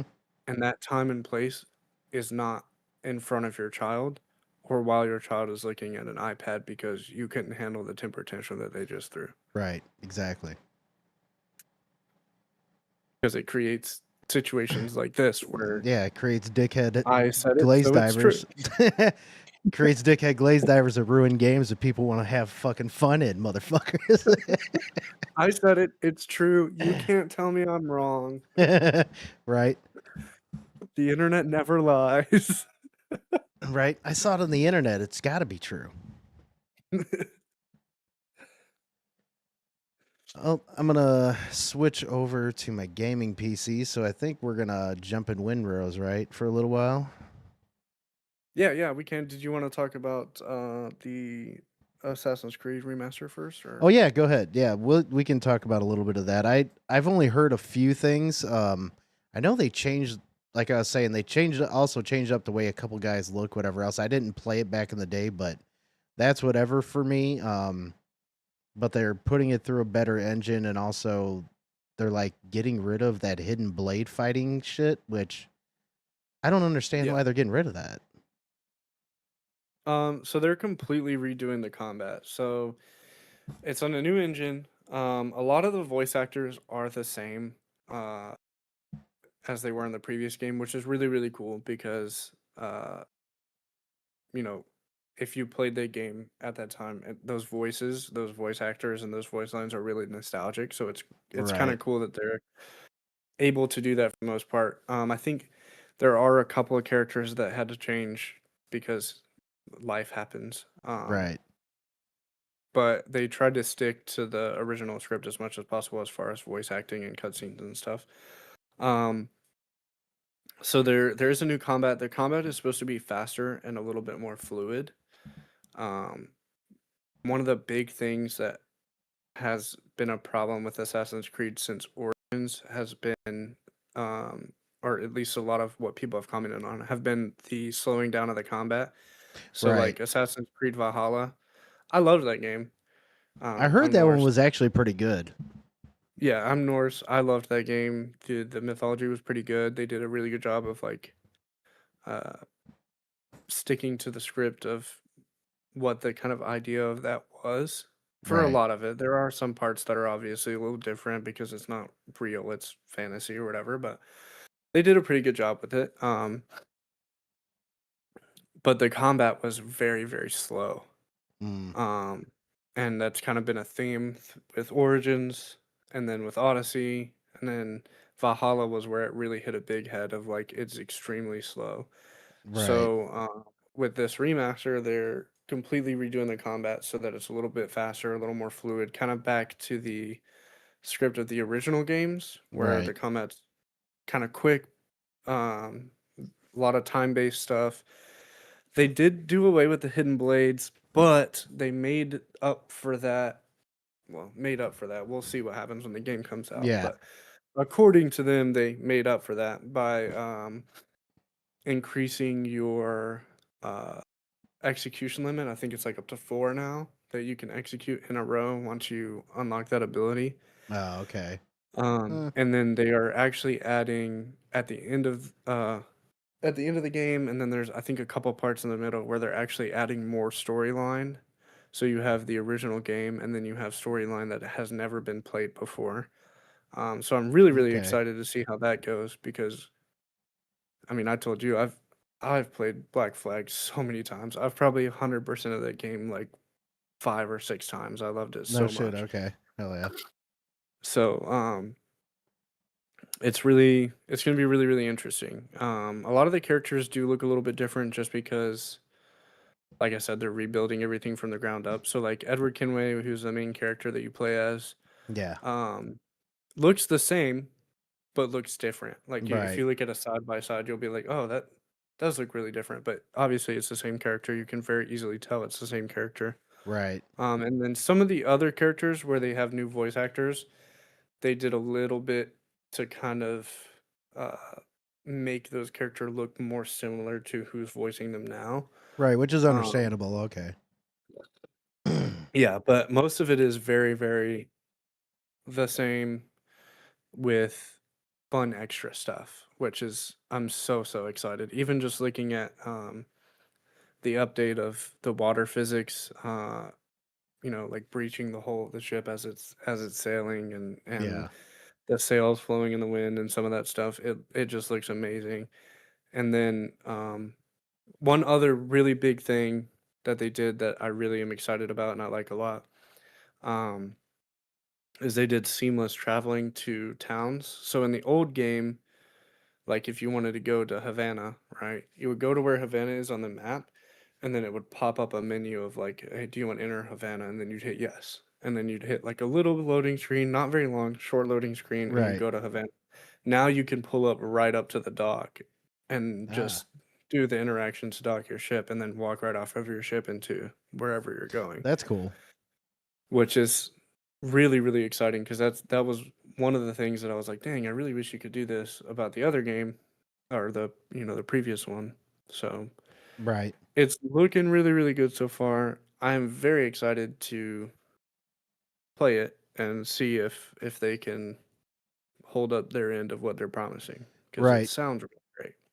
Right. Hell yeah. I'm definitely excited for when it comes out because I never played that. Think I only played really like the original Assassin's Creed, maybe a little bit of the second, and I just kind of fell off after that because, well, word of mouth was like these aren't as good as the original and whatnot, so just kind of didn't get into them too much. I wish I would have heard more about Black Flag because I would have been playing that quite a bit, Yeah. especially as just like the pirate era type fan and whatnot. So I think that's going to be dope when it does come out, though. I was a I little played. Well, I was a little disappointed with that hidden blade thing that they're taking out or whatever, but we're gonna see how it goes. We'll see. Yeah, we'll see. Maybe the faster combat will make up for it a little bit Right. as they.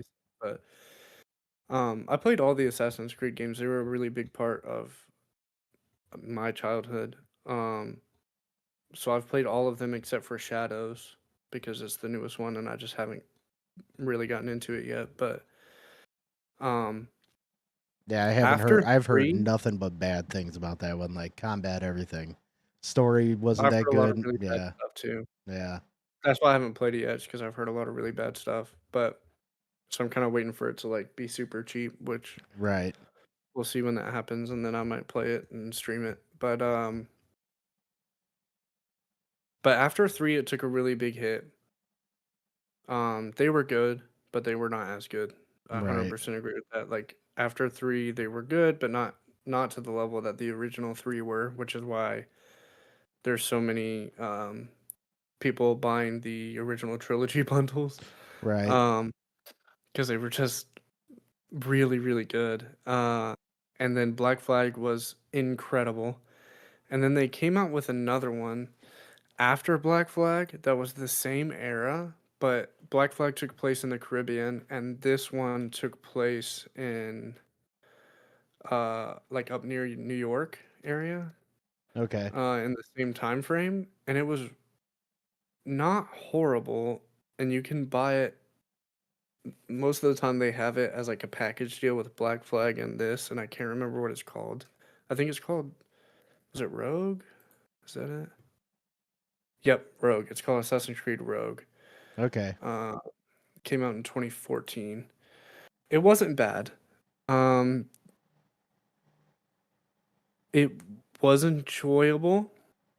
If you played Black Flag, it made it harder to enjoy it because you played it and it just really made you want to play Black Flag. I But gotcha. I 100%ed that one twice, and it wasn't too bad.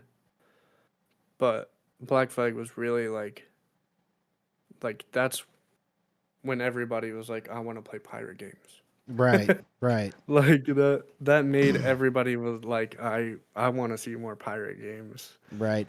I that's what seems to be happening now too, because like it's awesome that Windrose came out. I know there's another pirate game that I did sign up for one of the play tests or whatever, but I didn't get around playing it. So I think they're doing another one after a bit. I can't remember the fucking name of the game though, but it almost seemed like it's a Windrose type of style with a bit more depth to it.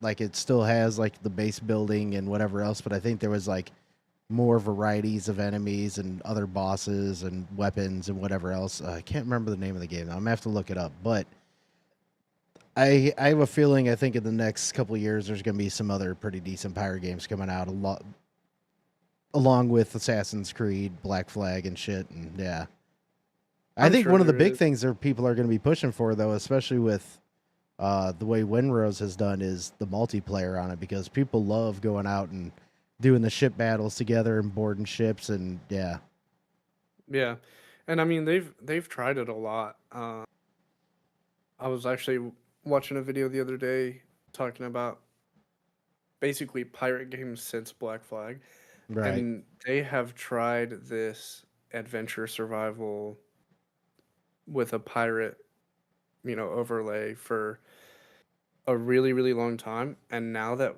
Windrose has really captured the audience and put out, you know, a really, really good game for early access, right, uh, I think they're really paving the way for more stuff to take that same path. Which right. Windrose has its issues, it does. It does. But again, it's an early access game. So for those of you that are watching, if you're thinking about buying Windrose, and you're kind of on the fence about it, I definitely recommend getting it. But again, keep in mind it is an early access game, so it will have some of those early access things Right, of freezing or a server issue here and there, or I dodged and they still hit me, or stuff like that. right. And I've gotten stuck in a couple missions where like I wouldn't click on it and it brought up the screen and I couldn't do anything. I had to drop out of the game. So it's happened a Yeah. couple of times, but that is what it is. I think the only main thing that I really get annoyed with the game is the progression system. It's fucking brutal because it's like you Yeah. have to do missions to progress at all. Yep. Not a use And case most of the time, progression like in and typical also keep in survival. mind, most of the time, all these missions are going to be one level above you, at least, almost Hmm. every fucking time. Yeah, that is definitely one thing to get used to. Is like it's not a use case progression like most survival games. It's based on discovering areas you haven't discovered yet, which will show up as question marks on the map, and Yeah, doing missions like you just said. And you're it's kind of different. There's like kind of a learning curve to it because it's not like a typical survival game where you go and you level your character up and you get all these abilities and stuff, and then it's easier to go to that next area. you can level your character all freaking day, but if your average armor level Right. is not matched or higher than what you're fighting, it's gonna be at least somewhat difficult. Yeah. It's gonna be brutal. So that Or you're gonna typical play of or it's gonna take you like leveling up a fucking 10 bunch. minutes to beat 3 guys because you're gonna swipe them and Yeah. then fucking run, swipe, run, swipe, run. And that's kind of where I'm at right now because I can't upgrade a lot of my stuff until I get the materials from the third area, which is why I've Right. been putting off doing it because I'm like, I don't want to do that. But Right. it is still a lot of fun. It's not Oh, yeah. saying anything negative about the game itself. It's just something that you should know if you're gonna get into it. It's like typically when I play a game like that, I'll try to level up a bunch as much as I can. I just XP farm as much as I can and try to Oh, get yeah. leveled up. So that way when I go fight a boss or I go do the next thing or whatever, it's not like horrible. Yeah, I can at least Or hang, if you I know. decide, yeah, or if I decide like, you know what, let's just see what I can do. I want to go fight something 5 levels, 6 levels higher than me and see what happens. Right. This game does not really. It's more difficult to make the decision to do that. Yeah. Especially when you get absolutely your shit pushed in by dodos early in the game.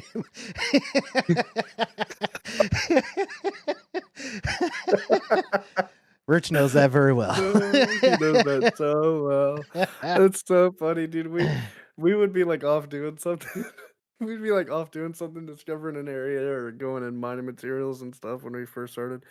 And Rich would just be screaming, and we're like, "What's going on?" And she's like, "These fucking dodos are killing me again." Almost we're like I'm like asking you a question like, oh, what are you looking at? And all of a sudden you hear Rich like, God damn it, motherfucking God. Which is why if you watch my stream or you watch his stream, when I show him the space that I just made, I put a dodo head above his door. Yeah. For his bedroom. Like, Rich, we already know which room is yours, brother. Yeah, I think we're about to jump in there. I need to go use the bathroom real quick, so I'm gonna put a little placeholder thing on here. Let me actually kick on some of this background music for some of the people. Hold on, pause that. Go to this one. Turn that down a little bit. All right, and I think that should still be going through on the stream. Oh, no, it's not. Let's see. Let me go over to main.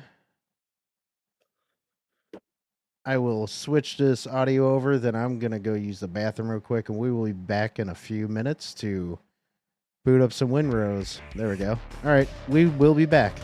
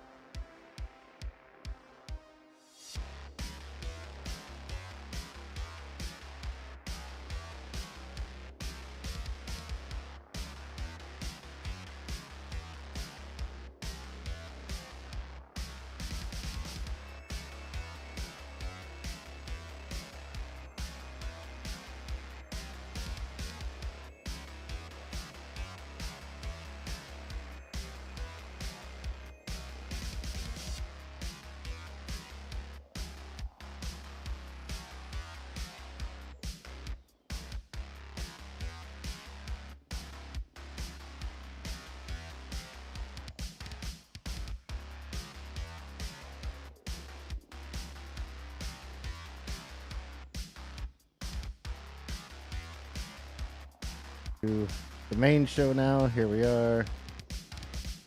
All right. Why is it showing my fucking?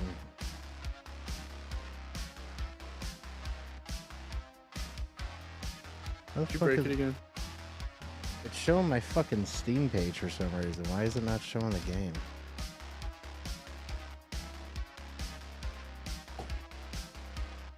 What is happening? Are you using OBS? Yeah, and it's going through my fucking my capture card though. Cause I do the two computer, like I have the gaming PC and my streaming PC, and it shouldn't be showing anything but what's going through the fucking capture card right now.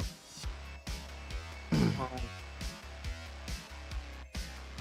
don't know. I have to change my properties every time I do like a new game or whatever. Because I stream and game on the same computer, Right. like a noob. Well, it's That's good. got good. It's I do this way fucking more expensive than what I wanted to do with my setup that I am doing. Okay, I guess I'm gonna have to fuck with my properties on this for a second.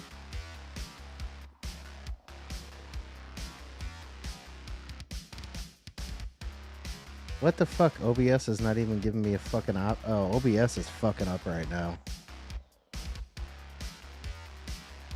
Oh, now it wanted to go to. Okay, yeah, there you go. Finally.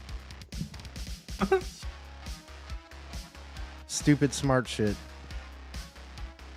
Technology, man. Can't Yeah. live with it, can't live without it.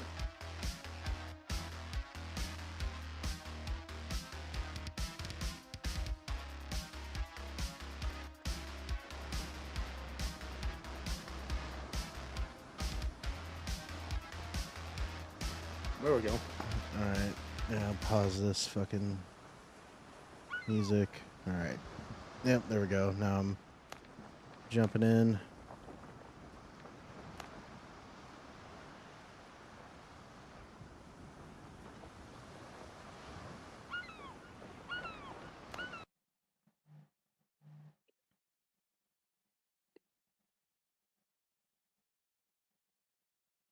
I think I have a comfort level of 25 at this base too.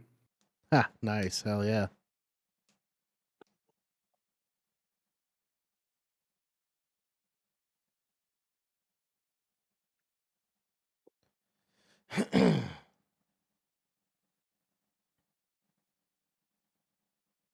Halfway thinking about saying, fuck it, we should go fight that hands dude. Get that boss done. Sure. We'll see how the server's doing first, and then Yeah. if it seems to be doing okay, I don't mind fighting him again with you. Sounds like much more fun than the shit that I have to do right now. Oh yeah, and I switched to that reliable musket, or I think it's that one. I leveled that up to 10. Instead of using the handgun, now I'll have more piercing damage and shit. There we go. Yeah, I'm in. Hell yeah. I'm loading. Yeah, reliable Right. musket, got that up to 10, and I still got that mace. I left it at 8 so far. Really, because I've been cranking out with that fucking this Soul Eater sword. It's pretty sick. Soul Eater.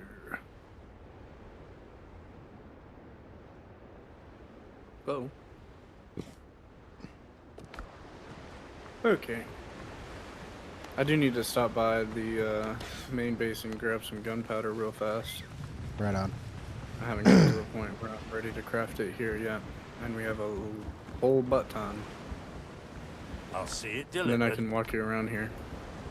If you're Everything's for sale interested. somewhere. Word. If you've got coins, I've got You goods. could pick a room.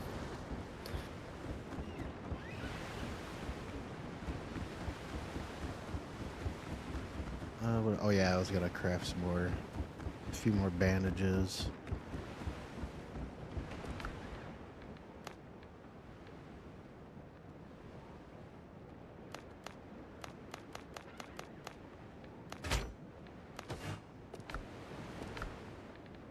Okay. Yeah, and I think in my main map, I think I have like fucking 8 or no, little over 10,000 piastre now. Just been saving up and putting off to the side.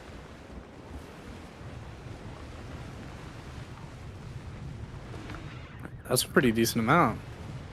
Hell yeah. Oh, this fucking level 3 boar wants to fight, huh? Alright.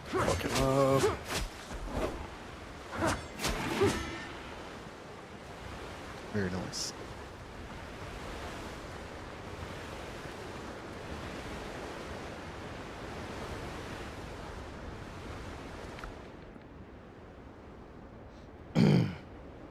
Yeah, that's right. The Soul Eater, that special attack, it when ascended, special attack damage additionally scales with vitality.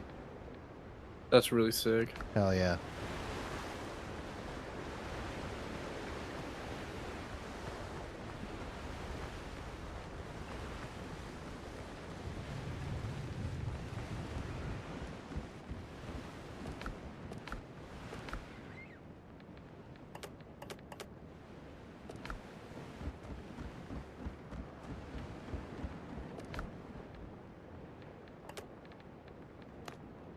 What the hell? Glad I noticed that. That looks stupid. And this too. What the hell? What? I had a couple of little building mistakes that I hadn't fixed yet. Ah, right. Not on. like a big deal, but just like little whoopsies. You at that place right now? Yeah. Alright. Yeah, you want to come check it out? Yeah, I'm gonna jump in my ship. I'm gonna order some while you're on the way. Oh, my piastre's upstairs. Never mind, I'll wait for you. Captain, at the helm. Alright, let's see. Oh, it's gonna be up here, okay. Yep. Alright, here's the pier. Alrighty. Nice. I doubled it up, and I used my ship as a reference, so we should Right. have plenty of room for people to park or whatever, and we can build more if we need to later. Right, hell yeah. And then this is the little house that I built for us. Looks pretty fucking dope. First floor is merchants. I got 2 of everything. Ah, nice. Hell So yeah. we can order a lot of stuff. And then out the back here is getting further onto the island. You can fish out of this little thing here, which is why I kept it here, Right. because I rebuilt my fishing rod finally. Nice. I need to make one. And I'm working on this farm still. I haven't quite gotten it to where I want it to be, but it'll get there. Right. This is what the large furnace looks like. This is what you need for the mire metal stuff. Ah, okay. Yeah. Some chests out here for forge and for the farm. And then there's a chest beside every merchant, so the items from that merchant can go in that chest Right. Hell yeah. and be used that way. And then up here is all the Nice. crafting benches and everything, and then these are all the rooms. So Ah, right he's- on. Hell yeah. He took the wolf room, Mike took the wolf room. The gator room is my room, if you want to check it out. Hell yeah. This is the okay. what I was talking about with the ship decorations. They're really freaking Oh, that's cool. fucking Like, dope. water in there. It's That's really fucking cool. Nice. And then every other room except for those 2 are up for grabs. So Right on. I will say, if you look out right now, you can kind of see the sun. It's kind of That's cool pretty 'cause this fucking side cool. has, like, sunsets, and this room has windows. The board room has windows, so you can see like the sunset or whatever. Right. I like how Very it's like the interesting. stained glass style. It's pretty dope. Yeah. So Yeah, I may take the boar room. the thing for the rooms, I put basic stuff in there: lights, bed, if you want to set Right. a spawn point, whatever. And then you can decorate it however you want. I'll make sure that we stay at whatever my maximum comfort is for the base, Right. like base wide or whatever, Hell yeah. in this area. But then, yeah, if you want to decorate Nice. your room or whatever, you can decorate it however you want. I already got somebody. Got a worker. Observation Hell yeah. precedes understanding. Well, this is just Dr. Galen and John. They're story people. Oh, is John too? Okay, I know Galen is. I don't know about this dude. Okay. Yeah, you get him once you beat hands. You'll see. Ah, But you gotcha. can fish off of here, which I think is really funny. That's badass. So like you can just hang out up at the very top and just fish. It's really fun. That's pretty awesome. That's hilarious seeing you whip it back. It's like, whooah! But yeah, so this is our level 3 area. There's still stuff to be done, but this is what it's gonna really look like for the most part. Right? Pretty fucking For cool. everybody to use once they get to the point where they start needing these materials and all that kind of stuff. Hell yeah. Pretty fucking cool. Yeah, I do like the fucking windows and shit in here. Pretty cool. Yeah. I did 6 rooms because I think we have like quite a few people. I think Right. we have more than 4 on the server, so I did 6 rooms. If we need to make more, we can make more later. But Right. For now, Yeah, because I think all together we do have, I think 6, either 5 or 6, if we were all in at the same that's time. what I thought. I thought it was 6 if we were all in, so I just went ahead Yeah. and did that many. Hell yeah. Yeah, so something that he was saying earlier that I kind of agree with was talking about like making customizable signage. Yeah. I think that would be really cool if they add that at some point, and then you can like kind of put your name outside your door or whatever. Oh, that would be dope. Yeah. I think that Because would then be you can fucking kind of cool. put a placard that's like, yeah, this is my room. But for now, the heads works. You know, Right. you got the boar, he's got the wolf, and mine is the gator one. Hell Once yeah. I kill more gators, I'll be able to make a little standing gator statue too, which I'm really excited about because it looks funny. Right. And also, the way that the animal heads work is they give you comfort bonuses based on how many different heads you have, not just what you have. And I'm pretty sure the last one, like if you have all of them, you get a bonus of 2 as well. I'm pretty sure if I remember right. Right. But Oh, anyways, yeah. we can get into whatever you want to get into. I don't really care. Oh, let me get my piastre and make this order before I forget. Before Yep. we do that. Show that in my inventory real quick. I need to order. What do I need to order? I need to order sulfur so I can make sure. I need to order a shitload of clay. So order clay. Oh yeah, that's right. And I also got that necklace of agility. That's plus 10 on the agility because I think it's leveled up. But the Corsair ring increases slash damage by 9%. So that pairs with that Soul Eater sword big time too. Oh yeah, that's really nice. Mm-hmm. Okay, I need gator skins. Update that. Tarred fabric. Which I need. Tarred fabric. How do you tarred fabric? They're It's gonna have tar- to still no, optimize like the elaborate base stuff because even with frame gen on, I'm running at like 82, 86. Oh, yeah.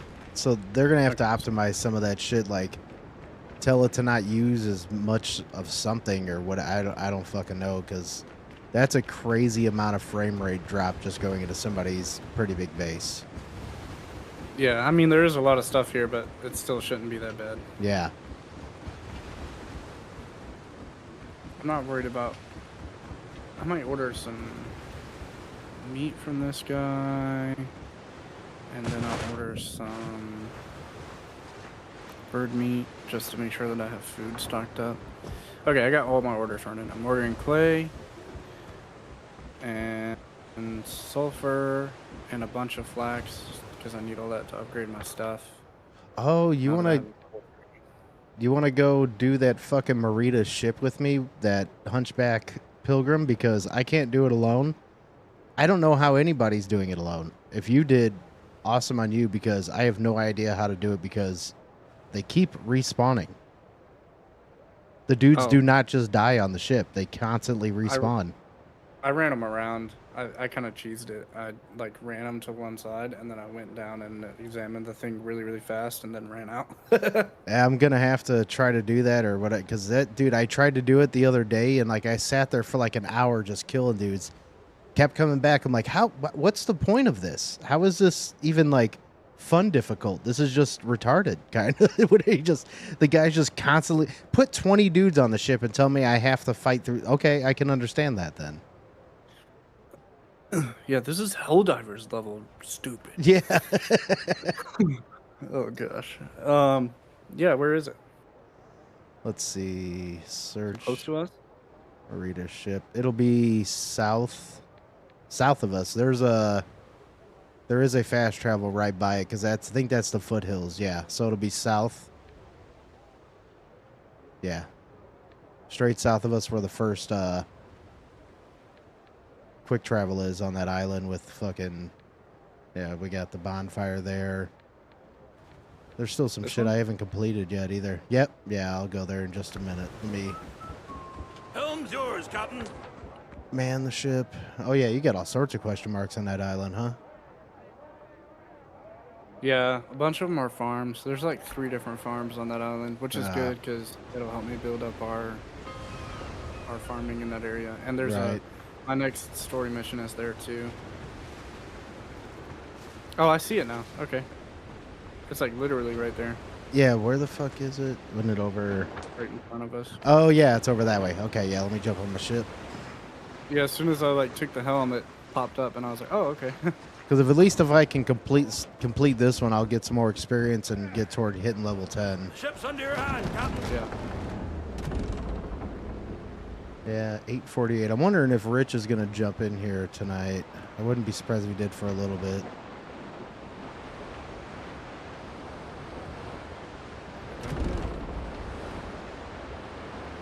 Good question. I'm really, really excited to start Transformers. Hell yeah. I have a death here. Do you? Yeah, I wonder if that was one of the first times we tried it. maybe. Yeah, the number 5 trade print of the current run of Transformers comes out tomorrow, and I'm going to pick it up. I already have the first 4, and I haven't started it yet because I've been trying to catch up on some other stuff. Right. I'm like really psyched about All right, pulling it. up. What the? Oh. What? Okay, sure. Good talk. Oh, I just got a lag spike. I don't know if that was whatever happened to you. I'm not sure. I just jumped onto the ship to start fighting them and called out Truffle, and now they're. I think they already killed Truffle. But, Oh, yeah. Like my character put my freaking weapon away, and so I went to block, and there was nothing to block with, so I just got hit like 4 times. Right. And my ability activated. I'm too angry to die. That's fucked up. On the next episode of How Fucked Up is Fucked Up. Yeah, right? That's fucked up. All right, there's Truffle for some distraction. Oh, all right. I'm going to try to run around for a minute. Hold on. Run downstairs. Yeah, I wish whatever. I could get my posture back a little quicker. Hey, come on, My leave. posture Go. does, like, not want to regenerate. Hold on. Yeah, I already got it. Okay, cool. We can go. Oh, bad. Okay. I distracted him. Yep, there we go. And he activated my too angry to die, too. I only got hit like twice. Yeah. I need to make more bandages. I really Yeah. need to start working on making Oh, yeah. potions over at this new place. Health potions. That's also, I didn't even eat any food before I jumped on that ship like a fucking moron. That's okay. I did the same thing, so. Okay, return to Marita, so I gotta go to the smuggler shit, so I'm gonna quick travel over there real quick. Word. I'm gonna see what I need to start making healing potions really quick while, Yep. while we're. Don't ask I'm unnecessary pretty sure I need questions. those clay bottles. Yeah. Let's say at the main base at Rich's place, I think we still have some more potions and shit to make there. I don't know if he ordered clay. I can't. I know, I forget what I ordered last night. I know I ordered, when I got off of Ark, I jumped in here for a minute and I bought the new one of the new traders. I think it was a food trader. So that way we get seeds and other shit. And I think I ordered a bunch of fucking, maybe sweet potatoes and the bird meat for that spicy meal. Quiet profit. I just got the, I won't tolerate just got some clay slackers. bottles. So we can make our, so we can make potions here. Right on. Hell But yeah. I don't have any of that flower or anything yet. Right Oh, now. the blue flowers? The misty Yeah. orchids, whatever. I did just unlock the ability to make great healing potions, though. Oh, sweet. Hell yeah. Cargo. Okay. Besides bed. I'm gonna make some. I'm gonna make some bandages real quick. I forget that it makes so many per like thing. I always forget that. Right. I forget Okay. that there's like a multiplier, so I'll like make. This is how many I think I need, and then I'll make it, and then it's like way more than that. Right. Okay. Recover stolen cargo. Where the fuck is that now? It's on this island. Okay. I'm getting Discord notifications from the comic book store. Oh, they're talking about Commander. Word. Me and my buddy play Magic Commander quite a bit. Larry. Roll out of Eldergully Oh yeah. Yeah, I don't, like, it's so weird that like a lot of that shit I just didn't even pay attention to or liked when I was younger, and then now I'm older. As soon as I started getting the Magic, I'm like, this is the shit. It's fucking awesome. Oh, I love Magic. I used to play. I played back when Standard was like the move. Yeah, yeah. And now people play Commander, which I'm not really a huge fan of Commander. Right. Only a main reason why. Right. I don't mind regular. The only thing that I don't like about regular is I think you need more life. Like instead of 20, I think it should be 30 personally. So that way you can somewhat use more of your cards depending on what's happening. But then again, it also depends on what decks you're playing. If it's like a fucking mill deck or if you're a control, whatever else. I kind of feel like maybe more life would be a little better, but the only reason why I like Commander is you can have all sorts of crazy ass cards you like to use. Yes, you can only have one of each card, but you can build a fucking insane deck around it. That's the main reason why I do dig it. Yeah.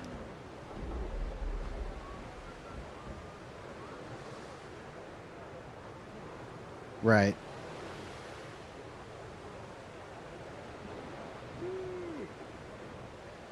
I do the Commander deck that I use quite a bit that I like, but it's a slow playing deck. It's a little hard to get far depending on who you're playing and obviously what they're using, whatever else. But the Fallout Commander deck with dog meat for the main commander, pretty badass deck, man.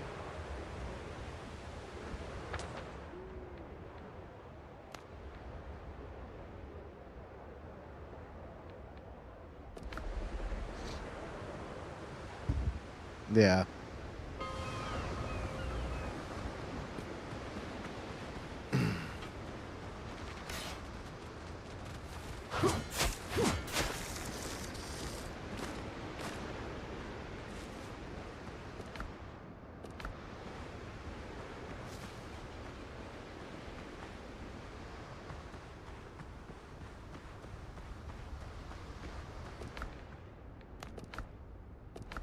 Right. Right, I get you. Is that a card game too? Oh, no shit. Okay, I'm gonna have to check that out. I don't even know if my buddy Larry knows about that. He's a giant Star Wars fan as well.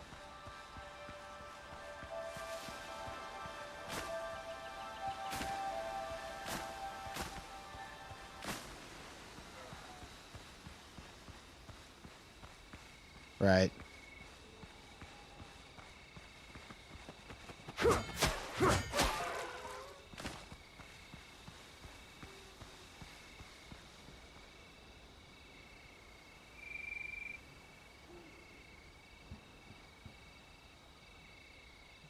Right on.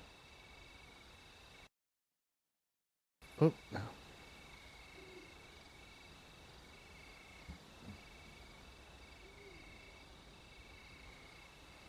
Right. Okay, there we go.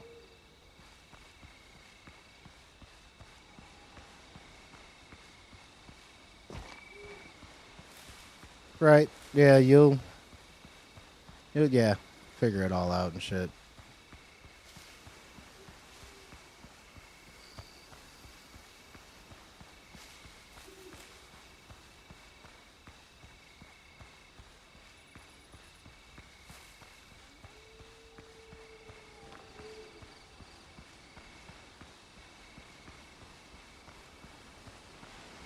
Yep.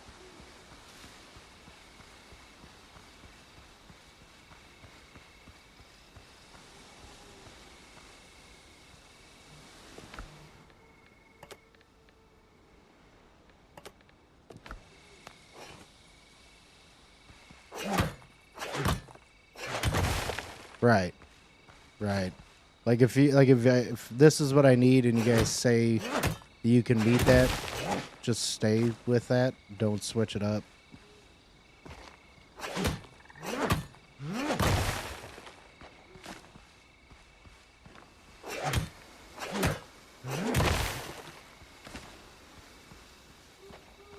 Right.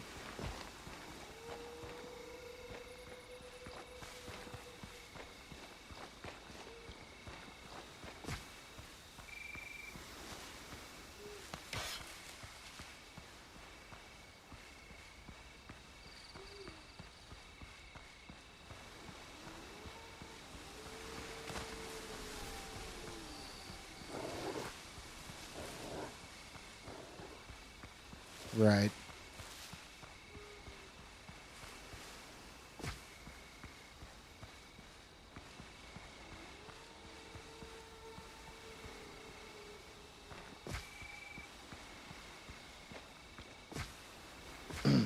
Yeah, yeah.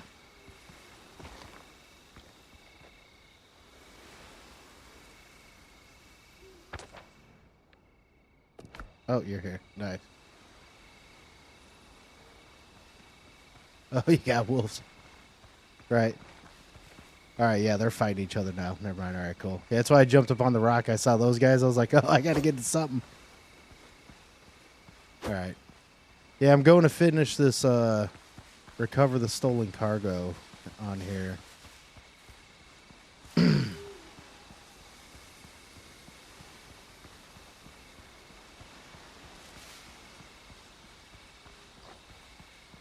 Oh, and actually, before I make that mistake again, let me eat some fucking food real quick. There we go. All right.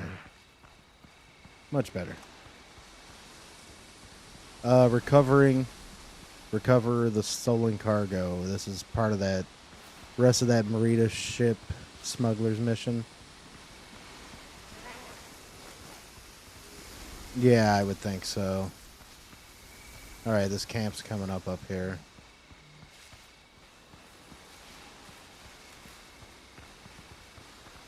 Oh yeah, this has definitely been done here before. There's fucking shiny shit everywhere.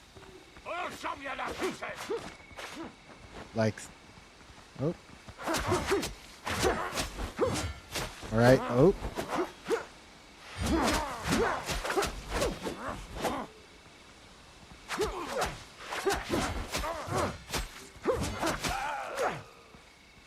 Yeah.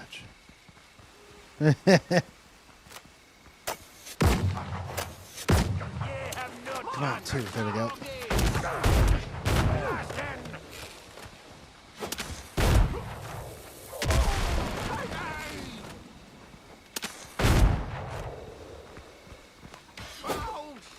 Oh shit.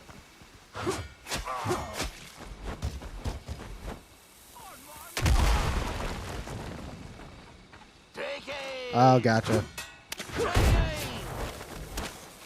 Yep. Be sending these guys around in a circle for a little bit around here.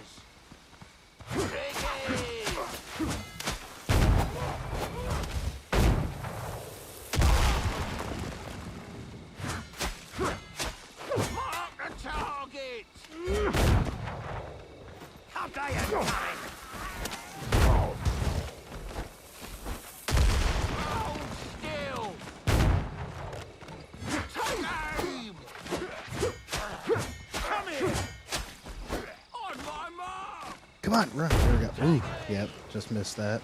All right.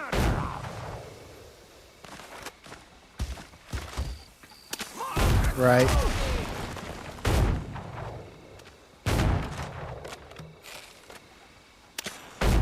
Right. Right. Yeah, I agree. They definitely played Valheim and Enshrouded. That's where a lot of that shit has been lately.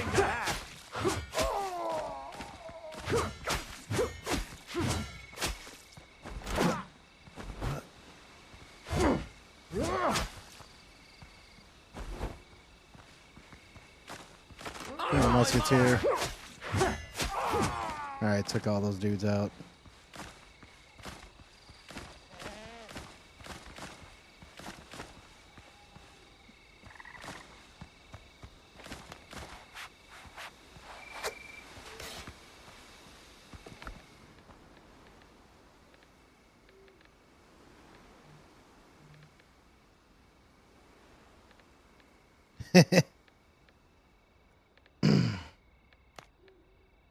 Right, you get here and you're like,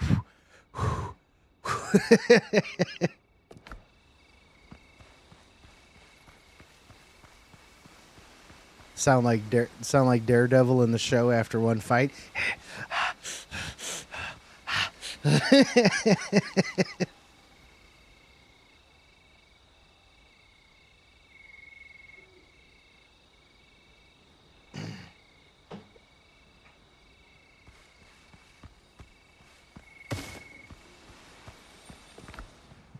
I haven't heard all that great of stuff about the second part of it, the Daredevil, whatever the second one is. The first one on Netflix is fucking great.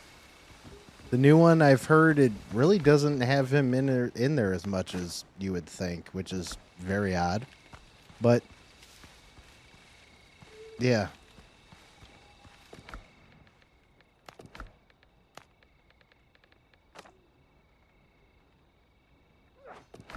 Yeah.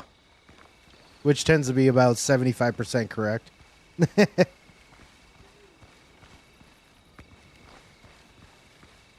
Right. Okay,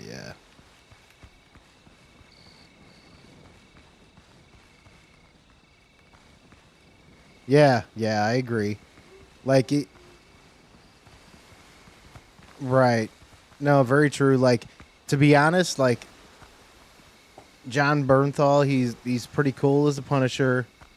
It was a good action series, whatever else. But if you read the comics, that's not the Punisher. That's not how he acts. It's nothing like the comic at all.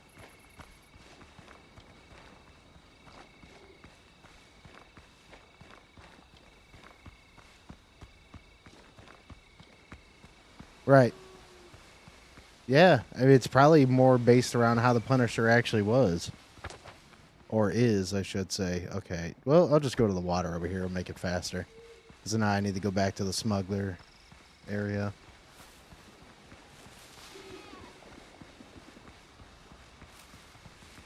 Smuggle that ass.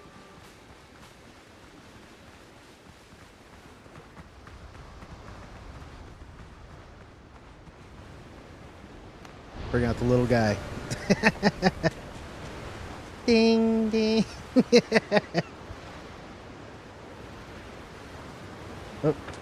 Oh, where the fuck is it? Return. There we go. I know, right? I think that would be pretty fucking cool if they had that. Don't ask unnecessary questions. Unless you know.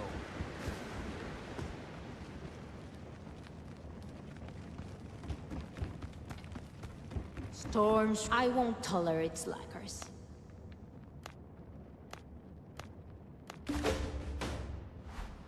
Okay, so that quest is completed.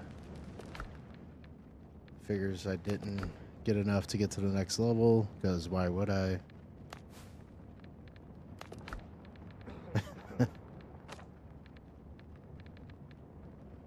And then the only other fucking mission I had to do is that Brethren of the Coast. Find the survivors. And that's a level 12, which doesn't make any fucking sense to me. But okay. I still have to finish a couple of, like, exploration things, too, which could give me some XP as well, but... yeah. Hiya! Yeah, how much ammo? Okay, I only used, like, 5 shots. Not bad. Right? How's it with the fucking longsword? Let's see. Yeah. Oh, yeah, that's right. The two-handed. Fucking... right. Pretty badass sword. I like it. Yeah, because that's the move. That's the shit inside of it. So once I do that move, it turns regular until I get that Soul Eater back, and then it makes the sword that way again. Mm-hmm. I like that they did that way.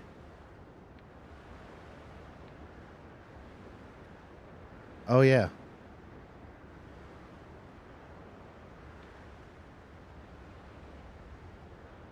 Right on.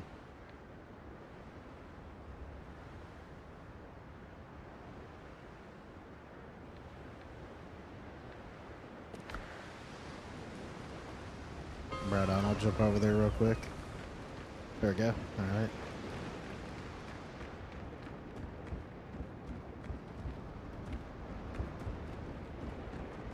Okay. Right. Ooh, Plague Hellbred. That's a strength-based one.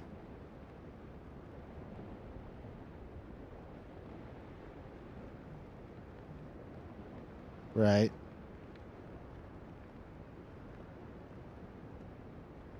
Oh, the pike. So the pikeman's gear is somewhat like the Conquistador stuff, huh? It's like somewhat metal-based. Okay.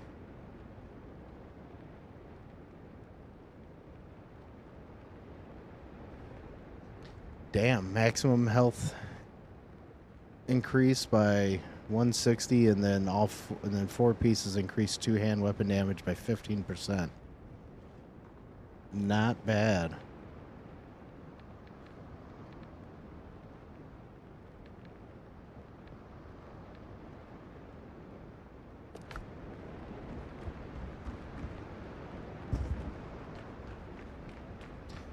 Yeah, fucking. Speaking of that, playing Ark Evolved last night, we got fucking arced by a few gators. Like me, Larry, and my nephew Jake were out there just going around trying to find an island to start setting up on and whatnot. And these gators were like, "Oh, you guys have been sitting too long," and they came and fucked us all. Like killed me, killed my nephew. My buddy Larry somehow still survived for a little bit, and they were chasing us all the way the fuck down the water as we were trying to run. Like they were not happy.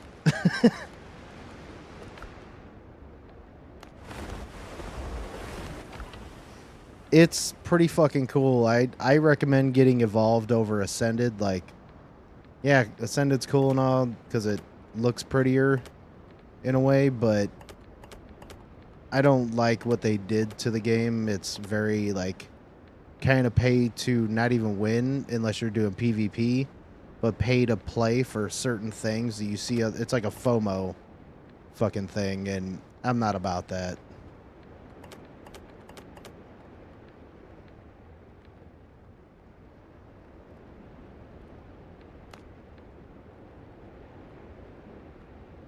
Right.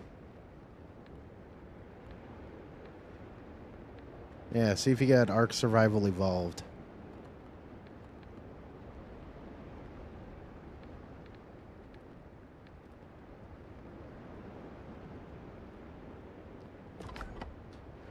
Oh, if you eventually see it on sale or something, grab it. Oh, that ain't bad. It's a pretty good size download, though. It's, I don't even know off bat. It.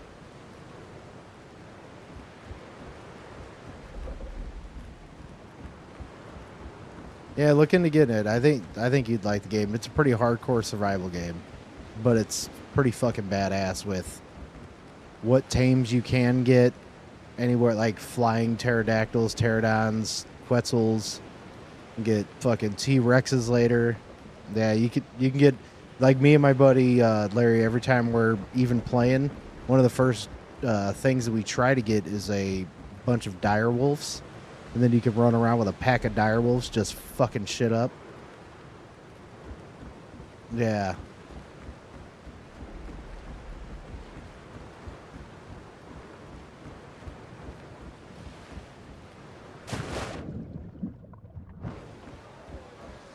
Okay. I remember hearing about that. Yeah.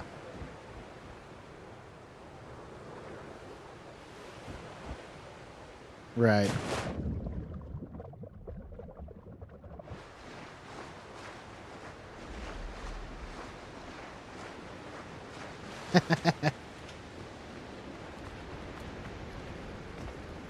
Right.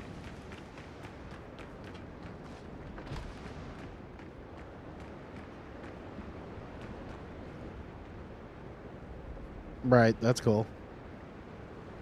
Right. Hold on, I'll be right back. Gotta go pee.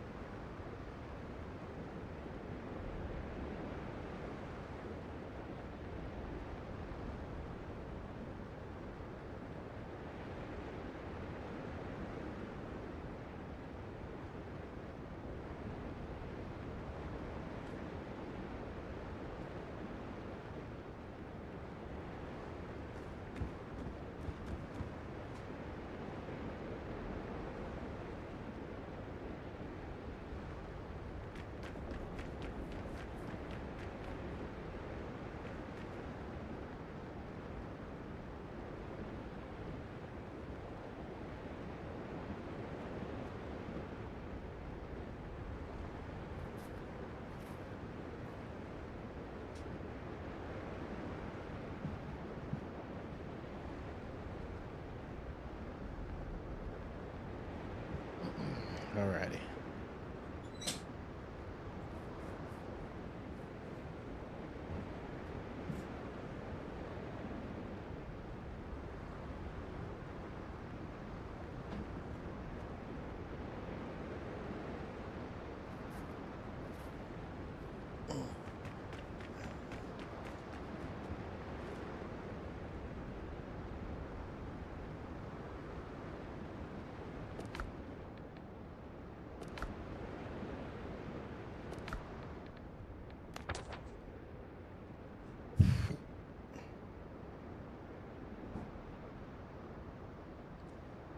Nice.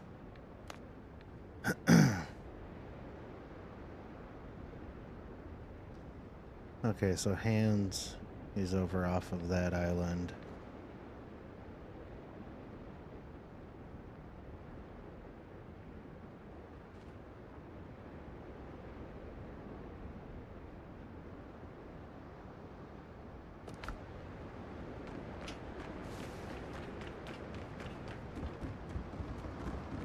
Right.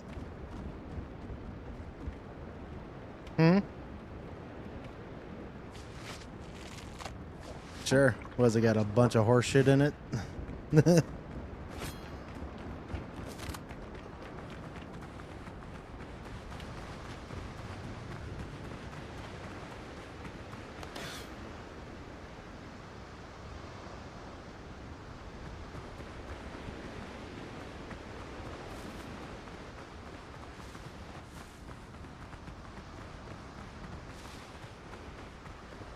Yeah, I was say we're going into some rough shit.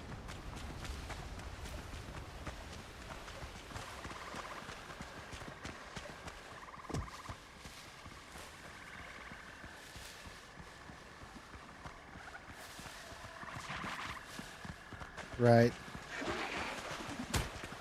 Oh. I got shit behind me.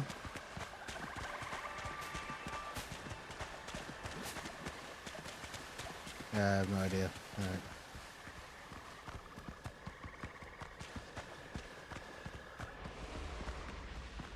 Oh yeah. Okay.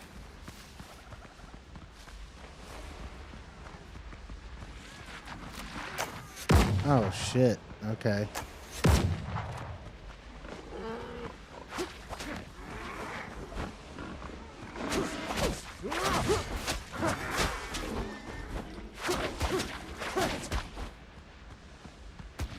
Yo, don't you come over here, man.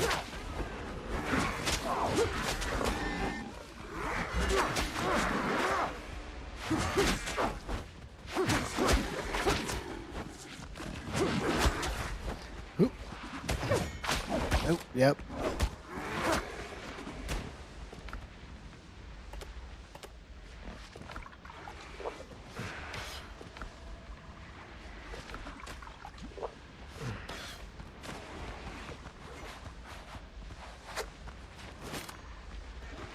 Right.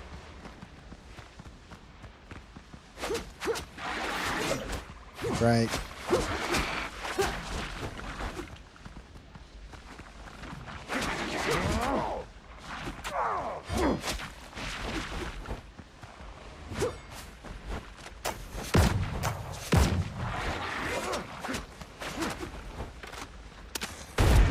Headshot.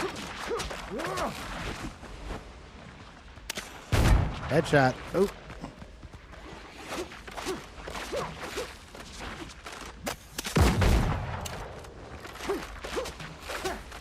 Right. Oh, yeah.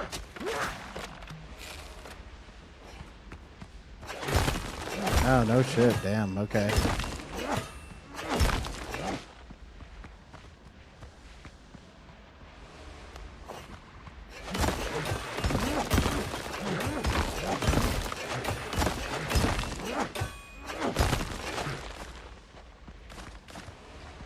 Yep. Yep. Hit this one real quick.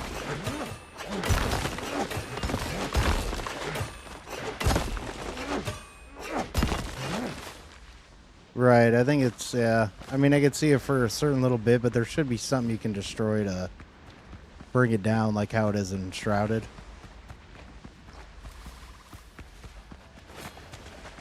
Nope.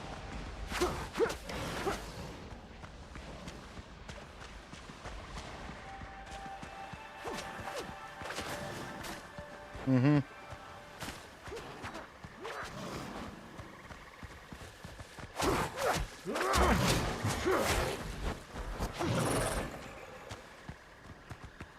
Mm-hmm.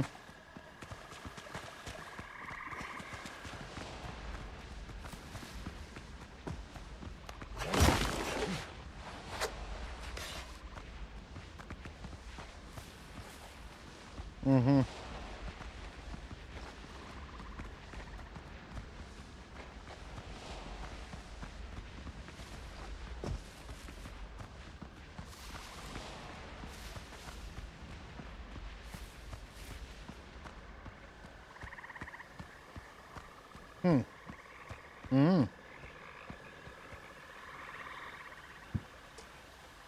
I would think maybe it would, but I don't know.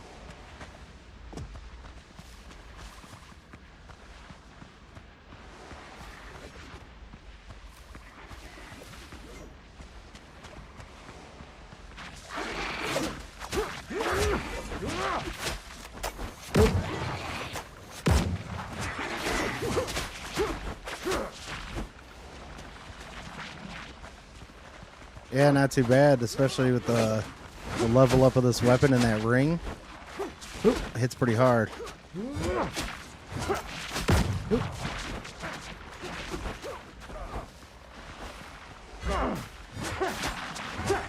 Oop, got him. Hell yeah.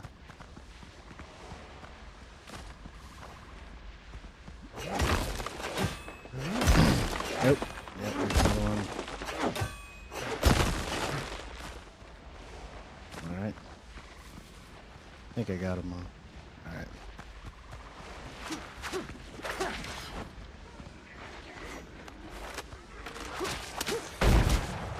Alright. Sick and tired of these motherfucking hunters on this motherfucking plane. Oh.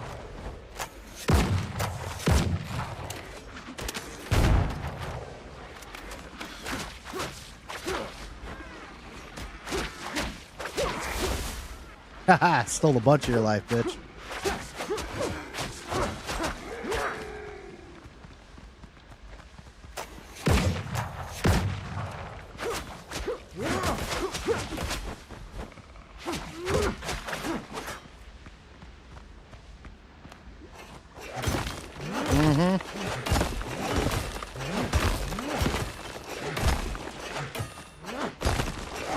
Mm-hmm.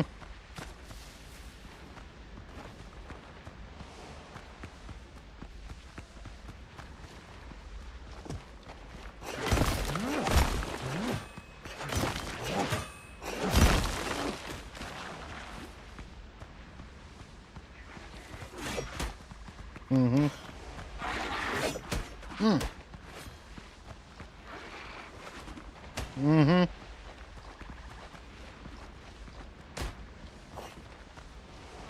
Mm. Got guys up there.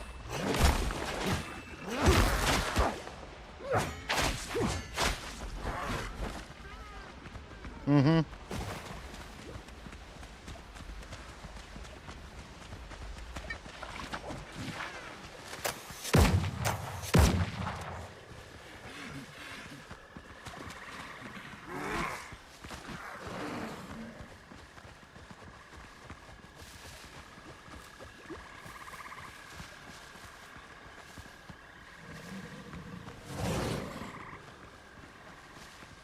Mm.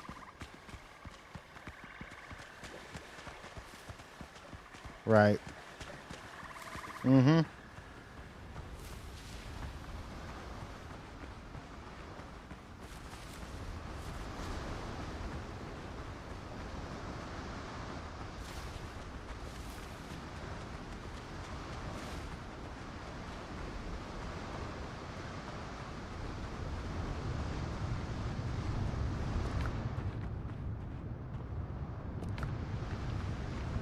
Yeah. Yep.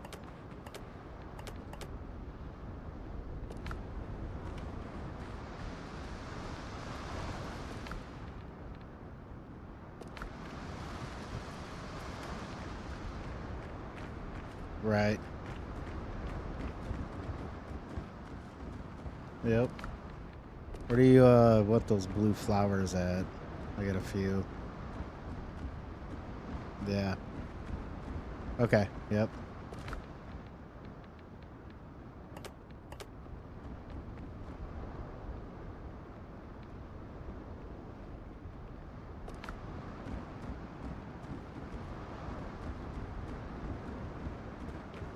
Noise.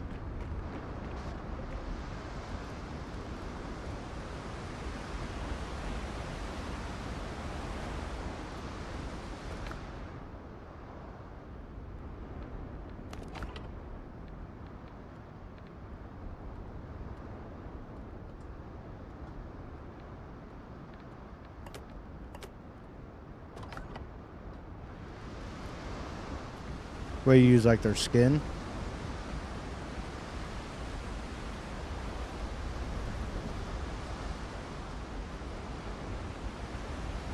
Got me some gator skin weaponry. Mm-hmm.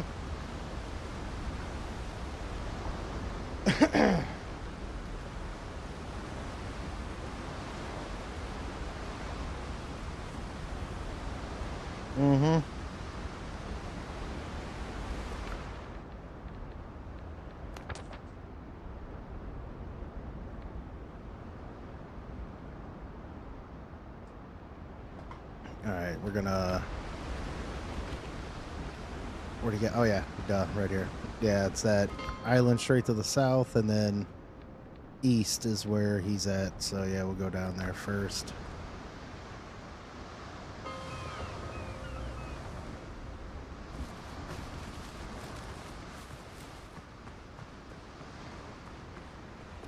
Let me go to map, track that.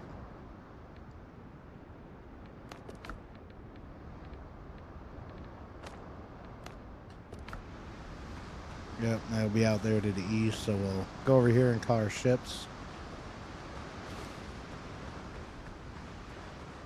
Mm-hmm.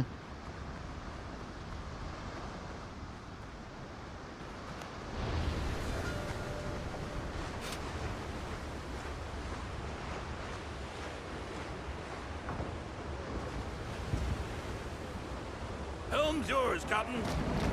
More sail, more speed.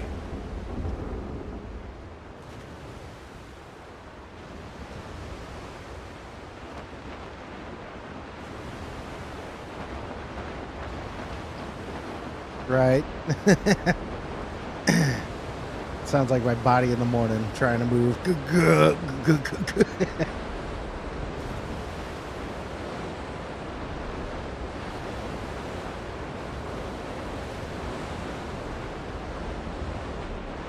Mm-hmm.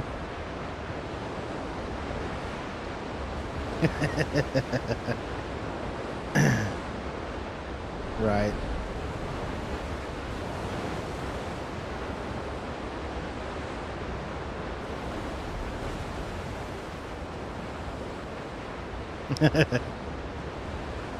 This is not good for my back.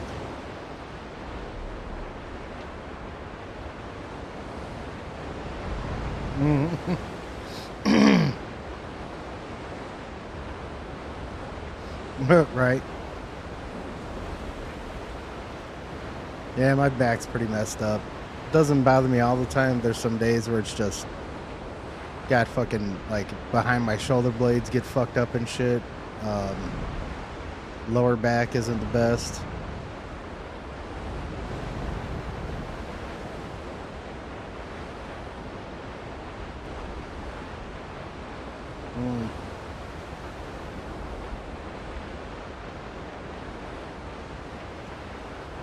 Yeah.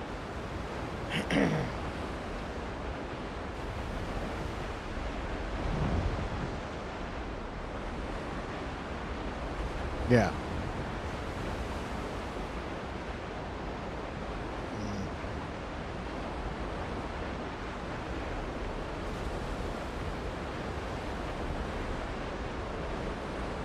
Right.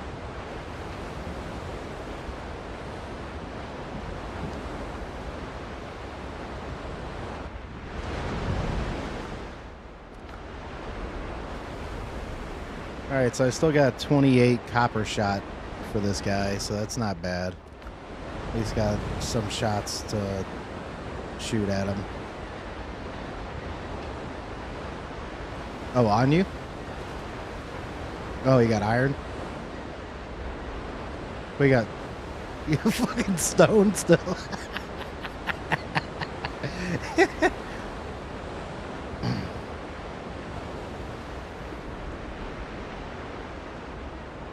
I was gonna say,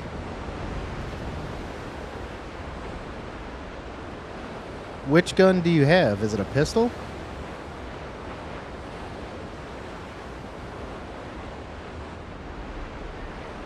Oh.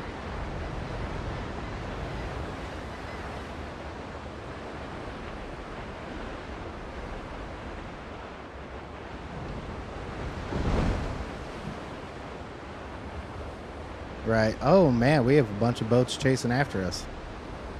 Fuck them.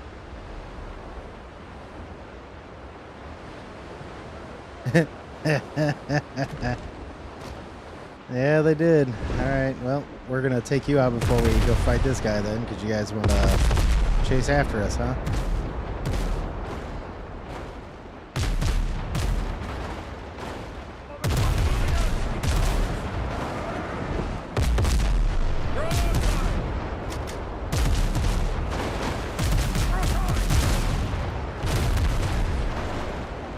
Oh yeah. You guys get fucked up. Oh, of course you missed all those.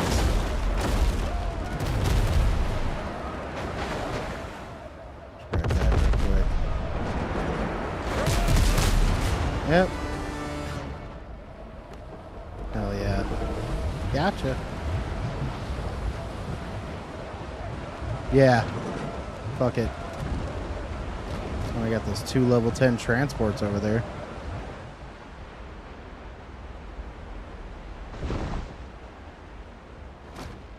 Mm-hmm.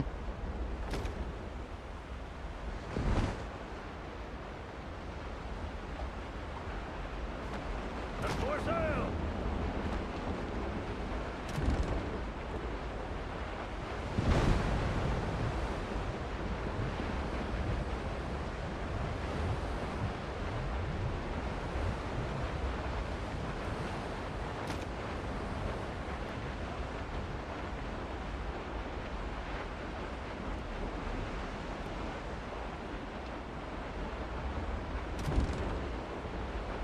For sale, more speed.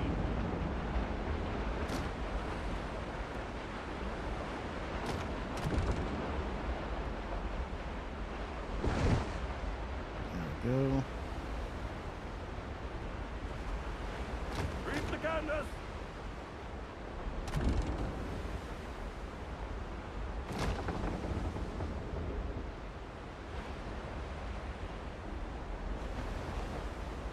There we go.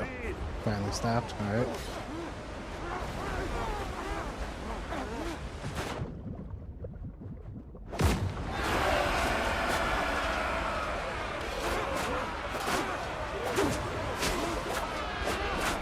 Oh yeah. Yep. Might as well call mine in. Go ahead, buddy. Hit motherfuckers.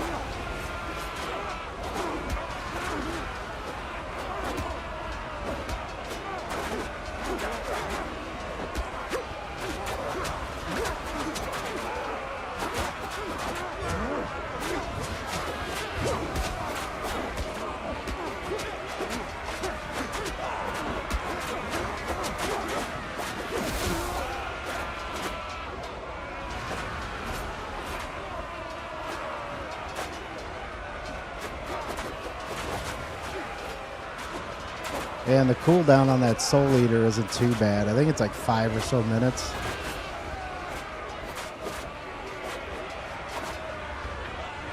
That's what I'm wondering too. We're gonna find out.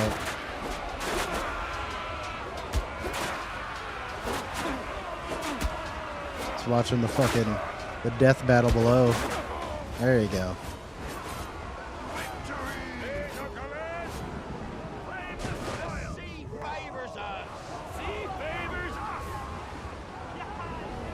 Helm's yours, Cotton.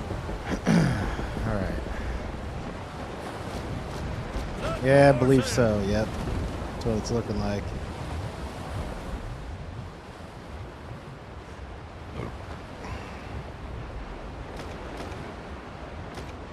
Oh, I'm about to beach my shit. How far into this fucking island is it? Oh, that's pretty decent in there. Ah, fuck it. Jump off now.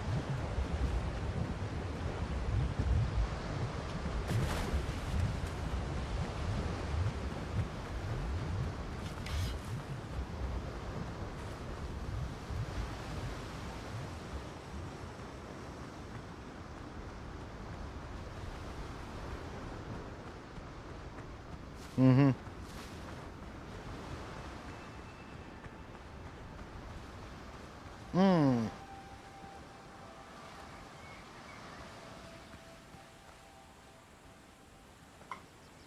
Right? That makes sense. That's pretty cool. They'll remember to do that. Right. Right. And then you don't have to worry about setting up fast travels everywhere.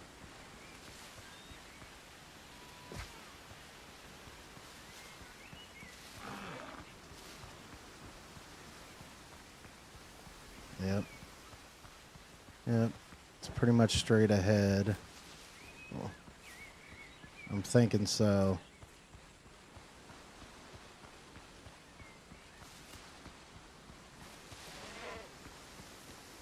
Of course there is, because why would you be able to just go fight the boss? Like,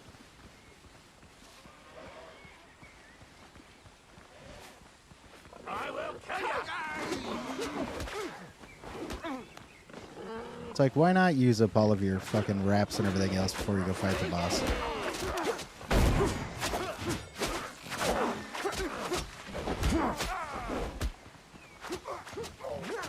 Right.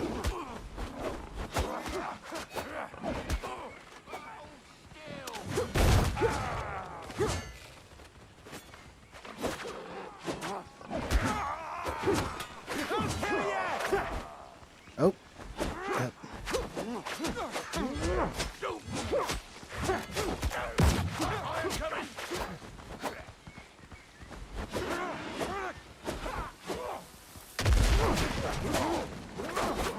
Dude, come on. How the fuck am I not moving? You already... Oh my god, really? Already activated my too angry to die. Yeah, that... Yeah, okay.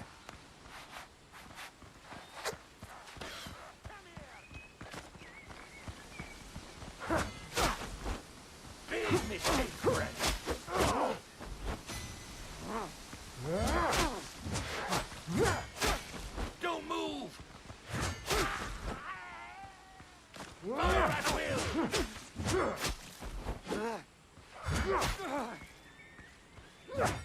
Alright. Come on, die already. Jesus. There we go, got him. Coming over your way.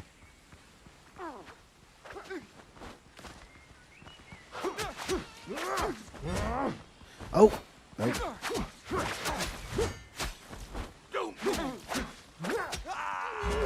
Alright. Oh, yeah. Yeah.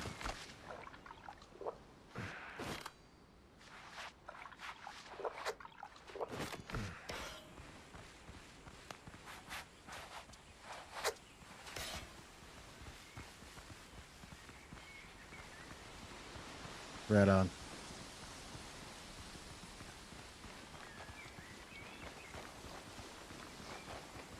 Oh yeah, that's right. I remember coming here before with you on, I think your map. I got 3 out of 5 chests before. So I need 2 more.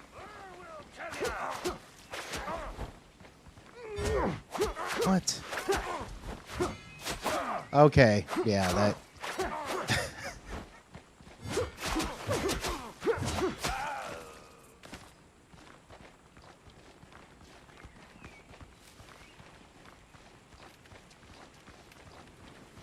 Yep. Yeah. Chop you to pieces.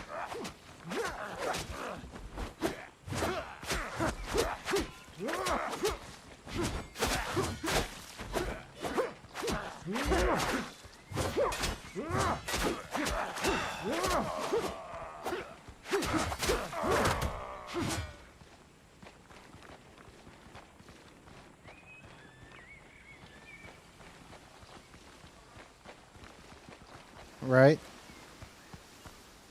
Okay, nothing in here.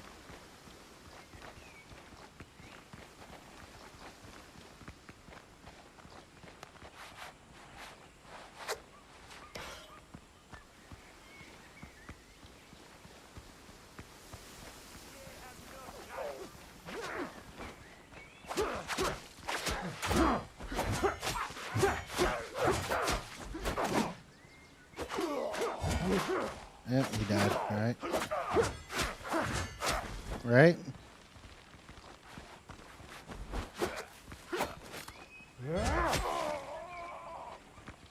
Right. Yeah, I've been getting some of the sticking and glitching again. And it's just us two in here. I don't know why. Like, I don't get it sometimes.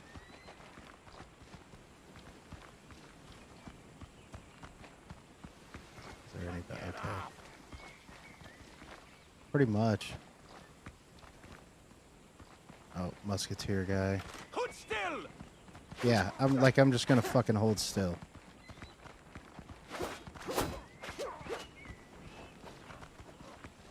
Yeah, right? No problem. What?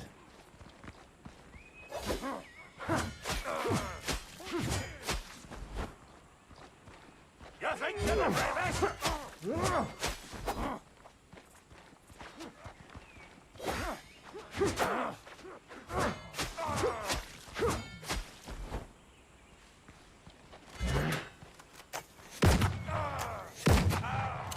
Haha.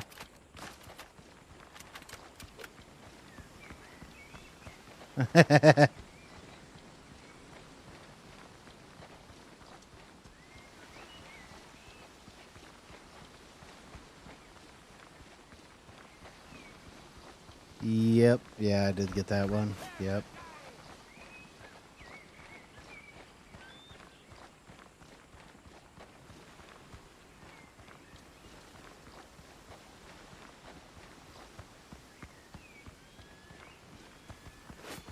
Yep. Yeah, I got that one already. Oh, shit.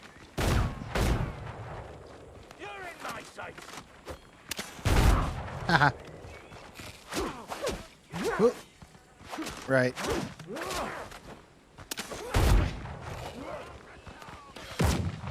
Oh, shit. Run. Run, motherfucker.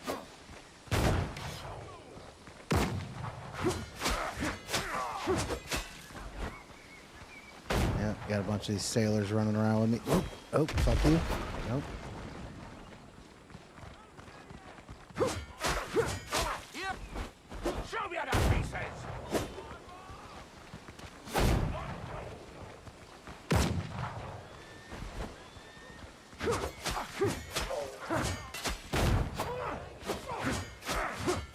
You're dead.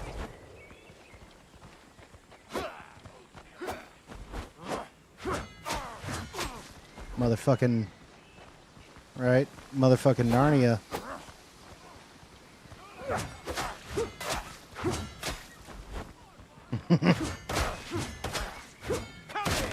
Oh.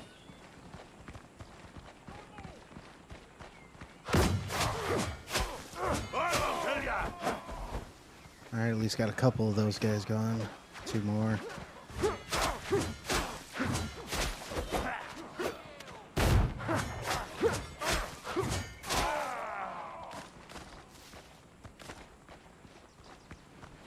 Right. Oh. Yep, coming up behind this musketeer. Oh. Oh. You fucking serious with that? Get the fuck out of here. On my mark. Take it. Right?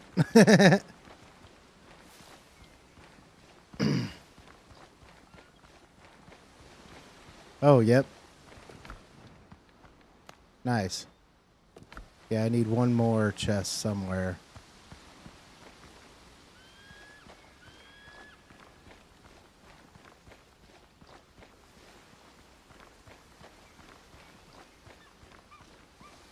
Ooh.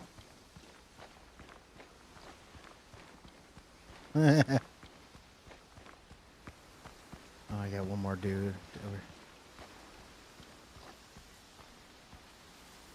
Why do they, like, that's so stupid. It seems like the higher level you get, the less points. Like, that doesn't make any fucking sense to me.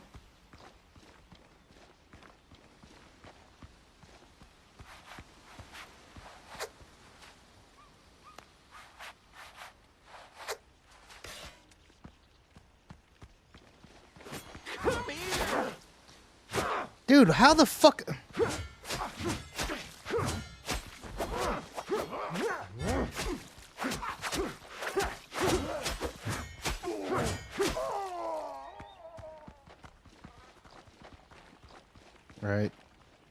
Come on. One more fucking chest somewhere.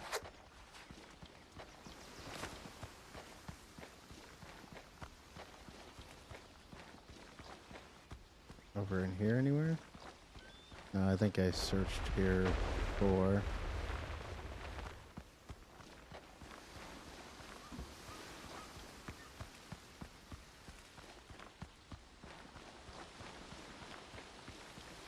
Maybe. Yeah, I guess we'll go take a look.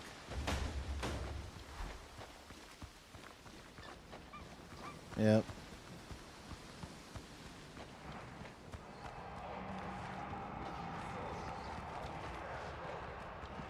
Probably, maybe.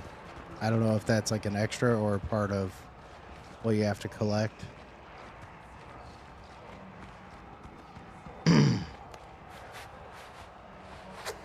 Alright, hold on. My Too Angry to Die is almost recharged, so I'll wait for that. And... Yep.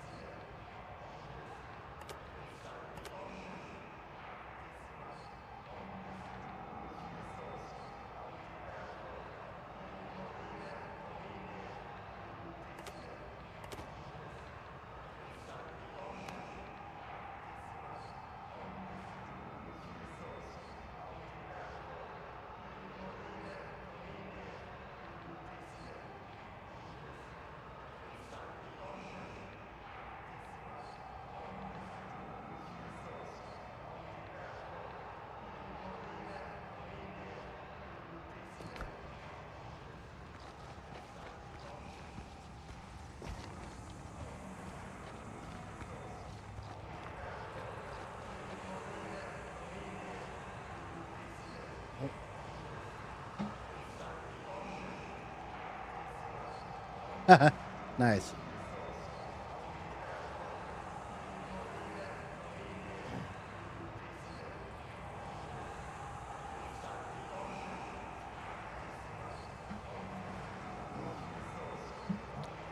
Yeah, it's got a little bit lights. What is the usual spawn time of that Too Angry to Die?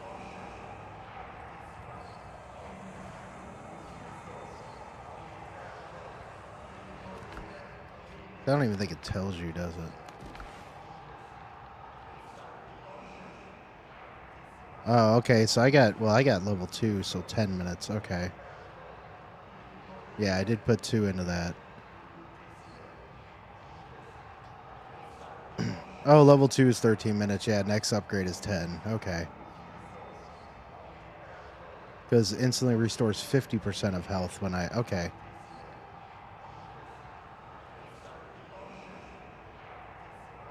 That's it. I don't care what anyone says. I think their progression system in this game is fucking stupid, but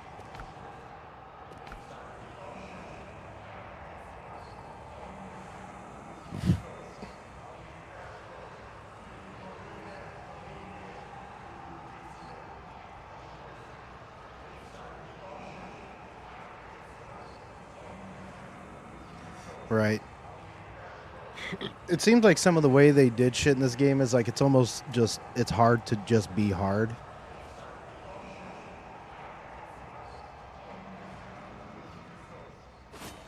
All right, I got a couple more minutes maybe. It's almost there. We still got 22 minutes on the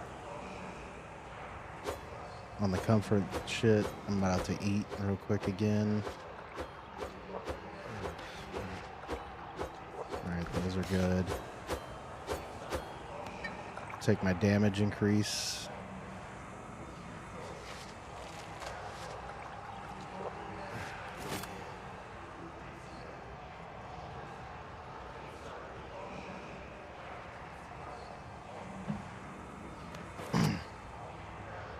All right.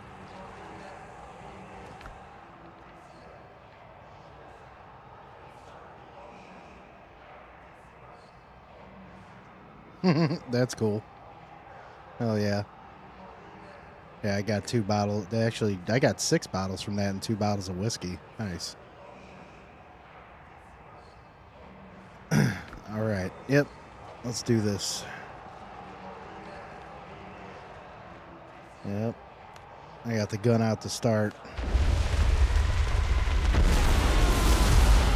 The dead were answering.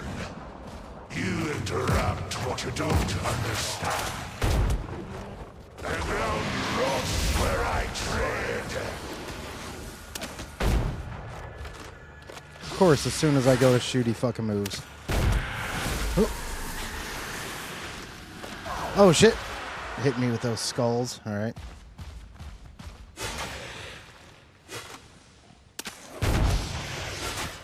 Oh, shit. You're not even in here. What the fuck?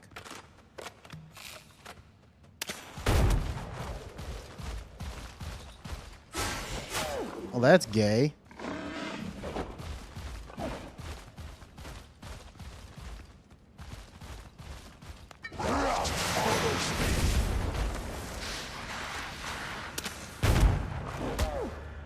What the fuck? Why is Truffle hitting me? Your Truffle was hitting me. He's running after me.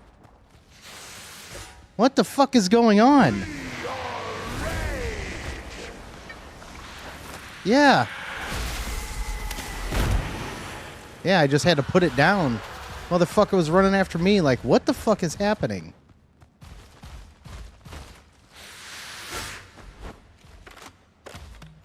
It's definitely something.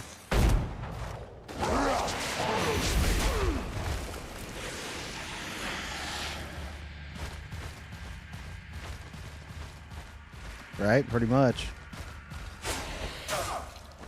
Dude, oh my god, move.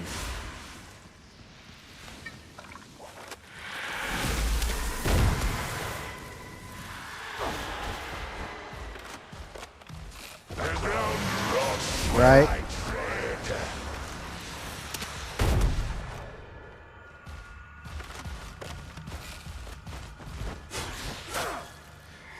Oh my god. Fucking move.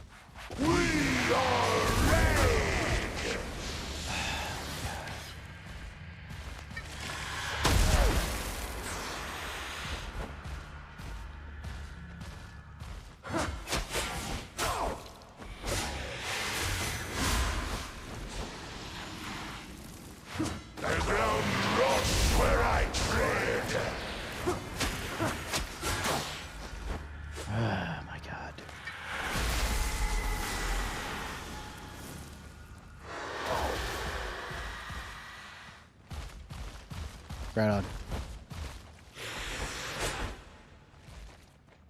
Of course not. Why would they allow that?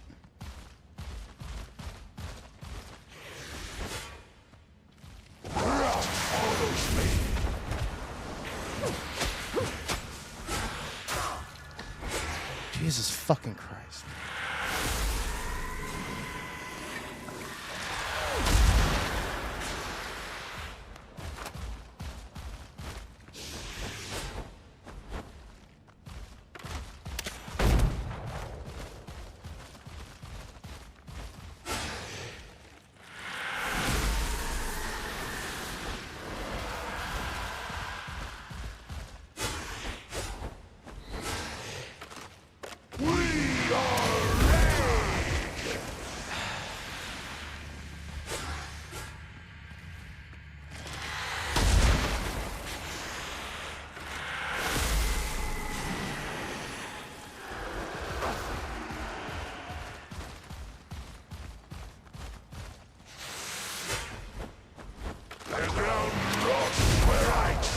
God fucking damn it.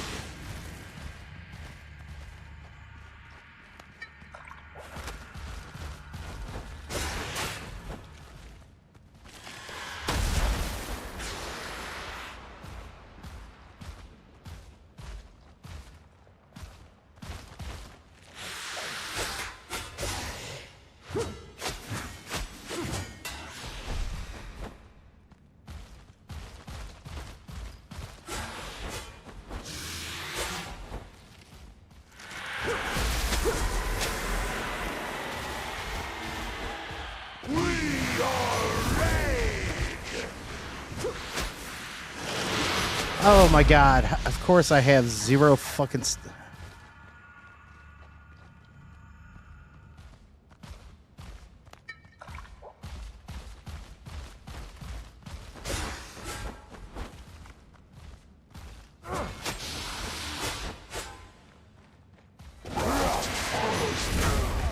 How did I not hit him with... Oh my god, man.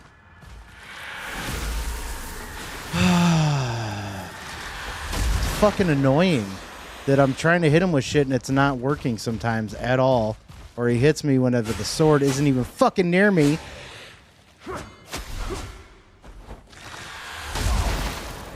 And where was the gun when he just shot me? What the fuck was that?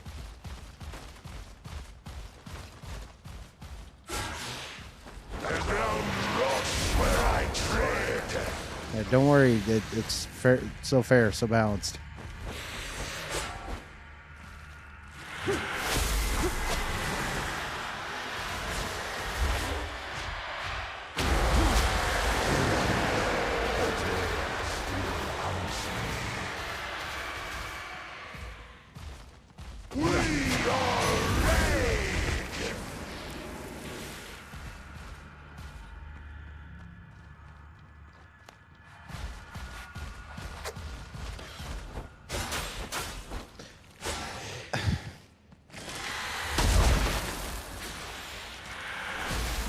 Okay, yeah.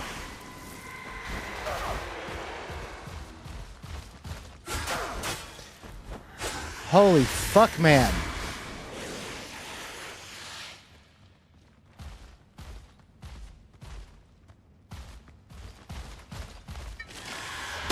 Might as well just fucking die. And remake shit and come back is fucking stupid.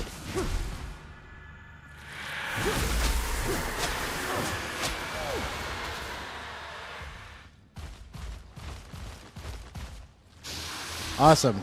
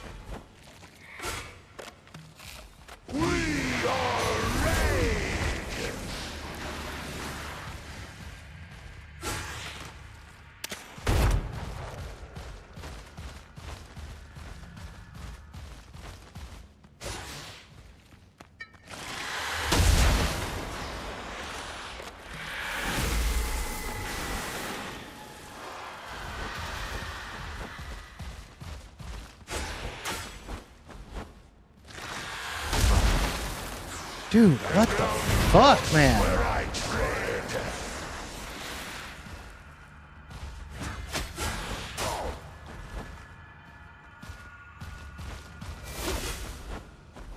Probably.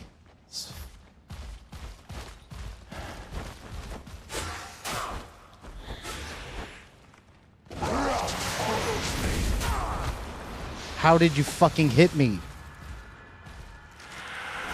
Wow.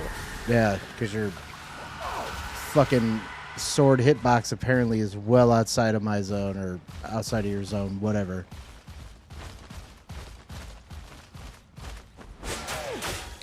Yeah, cool. Awesome.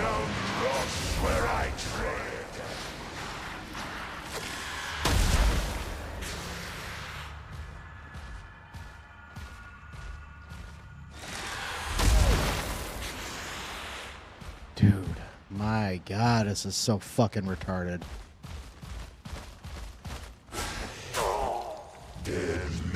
Fuck it. Don't bite.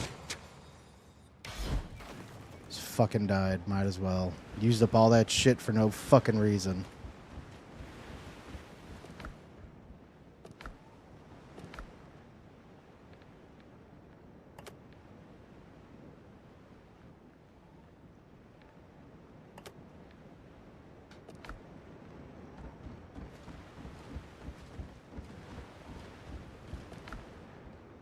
Time is it after 10? I'll probably end up just getting off here in a few.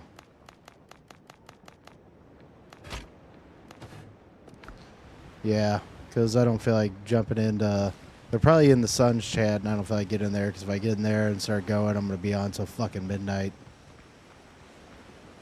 Yeah, I'm just going to run down to my little base. I might end up just fighting that dude on my map on my own, maybe see how it goes.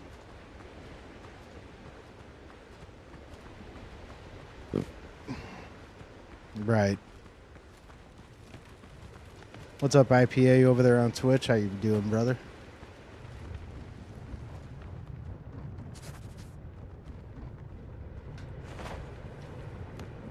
Yep. Yep. And we're going to go ahead and stop the stream here as well. I'll probably be... Yeah, I'm going to be on tomorrow. I'll talk to Rich. We're probably going to do Windrose again. Yeah, and besides that, thanks for watching, everybody. Hope you tune in next Tuesday. We're just going to kind of do the same thing again, keep coming with a little bit more game news, maybe some more comic stuff, some show things. I'm going to definitely maybe... Have you been caught up on The Boys at all? All right, yeah, catch up on The Boys and let me know what you think. I've been pretty disappointed, so have a lot of people. Mainly, like, not even, like, whatever's going on. In like, the main reason, it's like, this is series finale. This is the last season. And I'm just going to tell you the main thing that people are disappointed with. It seems like a lot of filler. But catch up on the show, see what you think and shit, and then we'll go from there. Next week we should talk about it, because tomorrow's a brand new episode, so I'm going to be hitting that. And then I'll wait till Tuesday, let you catch up on that, and we'll talk about that.